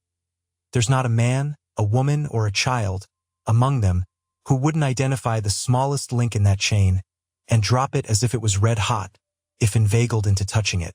At first with such discourse, and afterwards with conversation of a more general nature, did Mr. Wemmick and I beguile the time and the road, until he gave me to understand that we had arrived in the district of Walworth. It appeared to be a collection of back lanes, ditches, and little gardens, and to present the aspect of a rather dull retirement. Wemmick's house was a little wooden cottage in the midst of plots of garden, and the top of it was cut out and painted like a battery mounted with guns. My own doing, said Wemmick. Looks pretty. Don't it? I highly commended it. I think it was the smallest house I ever saw, with the queerest Gothic windows, by far the greater part of them sham, and a Gothic door almost too small to get in at. That's a real flagstaff, you see, said Wemmick. And on Sundays I run up a real flag. Then look here. After I have crossed this bridge, I hoist it up so, and cut off the communication. The bridge was a plank, and it crossed a chasm about 4 feet wide and 2 deep. But it was very pleasant to see the pride with which he hoisted it up and made it fast, smiling as he did so, with a relish and not merely mechanically. At 9 o'clock every night, Greenwich time, said Wemmick, the gun fires. There he is, you see. And when you hear him go, I think you'll say he's a stinger. The piece of ordnance referred to was mounted in a separate fortress, constructed of latticework. It was protected from the weather by an ingenious little tarpaulin contrivance in the nature of an umbrella. Then at the back, said Wemmick, out of sight so as not to impede the idea of fortifications. For it's a principle with me, if you have an idea, carry it out and keep it up. I don't know whether that's your opinion, I said decidedly. At the back there's a pig and there are fowls and rabbits. Then I knock together my own little frame, you see, and grow cucumbers, and you'll judge at supper what sort of a salad I can raise. So, sir, said Wemmick, smiling again, but seriously too as he shook his head. If you can suppose the little place besieged, it would hold out a devil of a time in point of provisions. Then he conducted me to a bower about a dozen yards off, but which was approached by such ingenious twists of path that it took quite a long time to get at. And in this retreat our glasses were already set forth. Our punch was cooling in an ornamental lake, on whose margin the bower was raised. This piece of water, with an island in the middle which might have been the salad for supper, was of a circular form, and he had constructed a fountain in it, which, when you set a little mill going and took a cork out of a pipe, played to that powerful extent that it made the back of your hand quite wet. I am my own engineer, and my own carpenter, and my own plumber, and my own gardener, and my own jack of all trades, said Wemmick, in acknowledging my compliments. Well, it's a good thing, you know. It brushes the Newgate cobwebs away, and pleases the aged. You wouldn't mind being at once introduced to the aged, would you? It wouldn't put you out. I expressed the readiness I felt, and we went into the castle. There we found, sitting by a fire, a very old man in a flannel coat. Clean, cheerful, comfortable, and well cared for, but intensely deaf. Well-aged parent, said Wemmick, shaking hands with him in a cordial and jocose way. How am you? All right, John, all right, replied the old man. Here's Mr. Pip, aged parent, said Wemmick, and I wish you could hear his name. Gnawed away at him, Mr. Pip. That's what he likes. Gnawed away at him, if you please, like winking. This is a fine place of my son's, sir, cried the old man, while I nodded as hard as I possibly could. This is a pretty pleasure ground, sir. This spot and these beautiful works upon it ought to be kept together by the nation, after my son's time, for the people's enjoyment. You're as proud of it as Punch, ain't you, aged? Said Wemmick, contemplating the old man, with his hard face really softened. There's a nod for you. Giving him a tremendous one. There's another for you. Giving him a still more tremendous one. You like that, don't you? If you're not tired, Mr. Pip, though I know it's tiring to strangers, will you tip him one more? You can't think how it pleases him. I tipped him several more, and he was in great spirits. We left him bestirring himself to feed the fowls, and we sat down to our punch in the arbor, where Wemmick told me, as he smoked a pipe, that it had taken him a good many years to bring the property up to its present pitch of perfection. "Is it your own, Mr. Wemmick?" "Oh yes," said Wemmick. "I have got hold of it a bit at a time. It's a freehold, by George." "Is it indeed? I hope Mr. Jaggers admires it." "Never seen it," said Wemmick. "Never heard of it. Never seen the aged. Never heard of him. No, the office is one thing and private life is another. When I go into the office, I leave the castle behind me, and when I come into the castle, I leave the office behind me. If it's not in any way disagreeable to you, you'll oblige me by doing the same. I don't wish it professionally spoken about."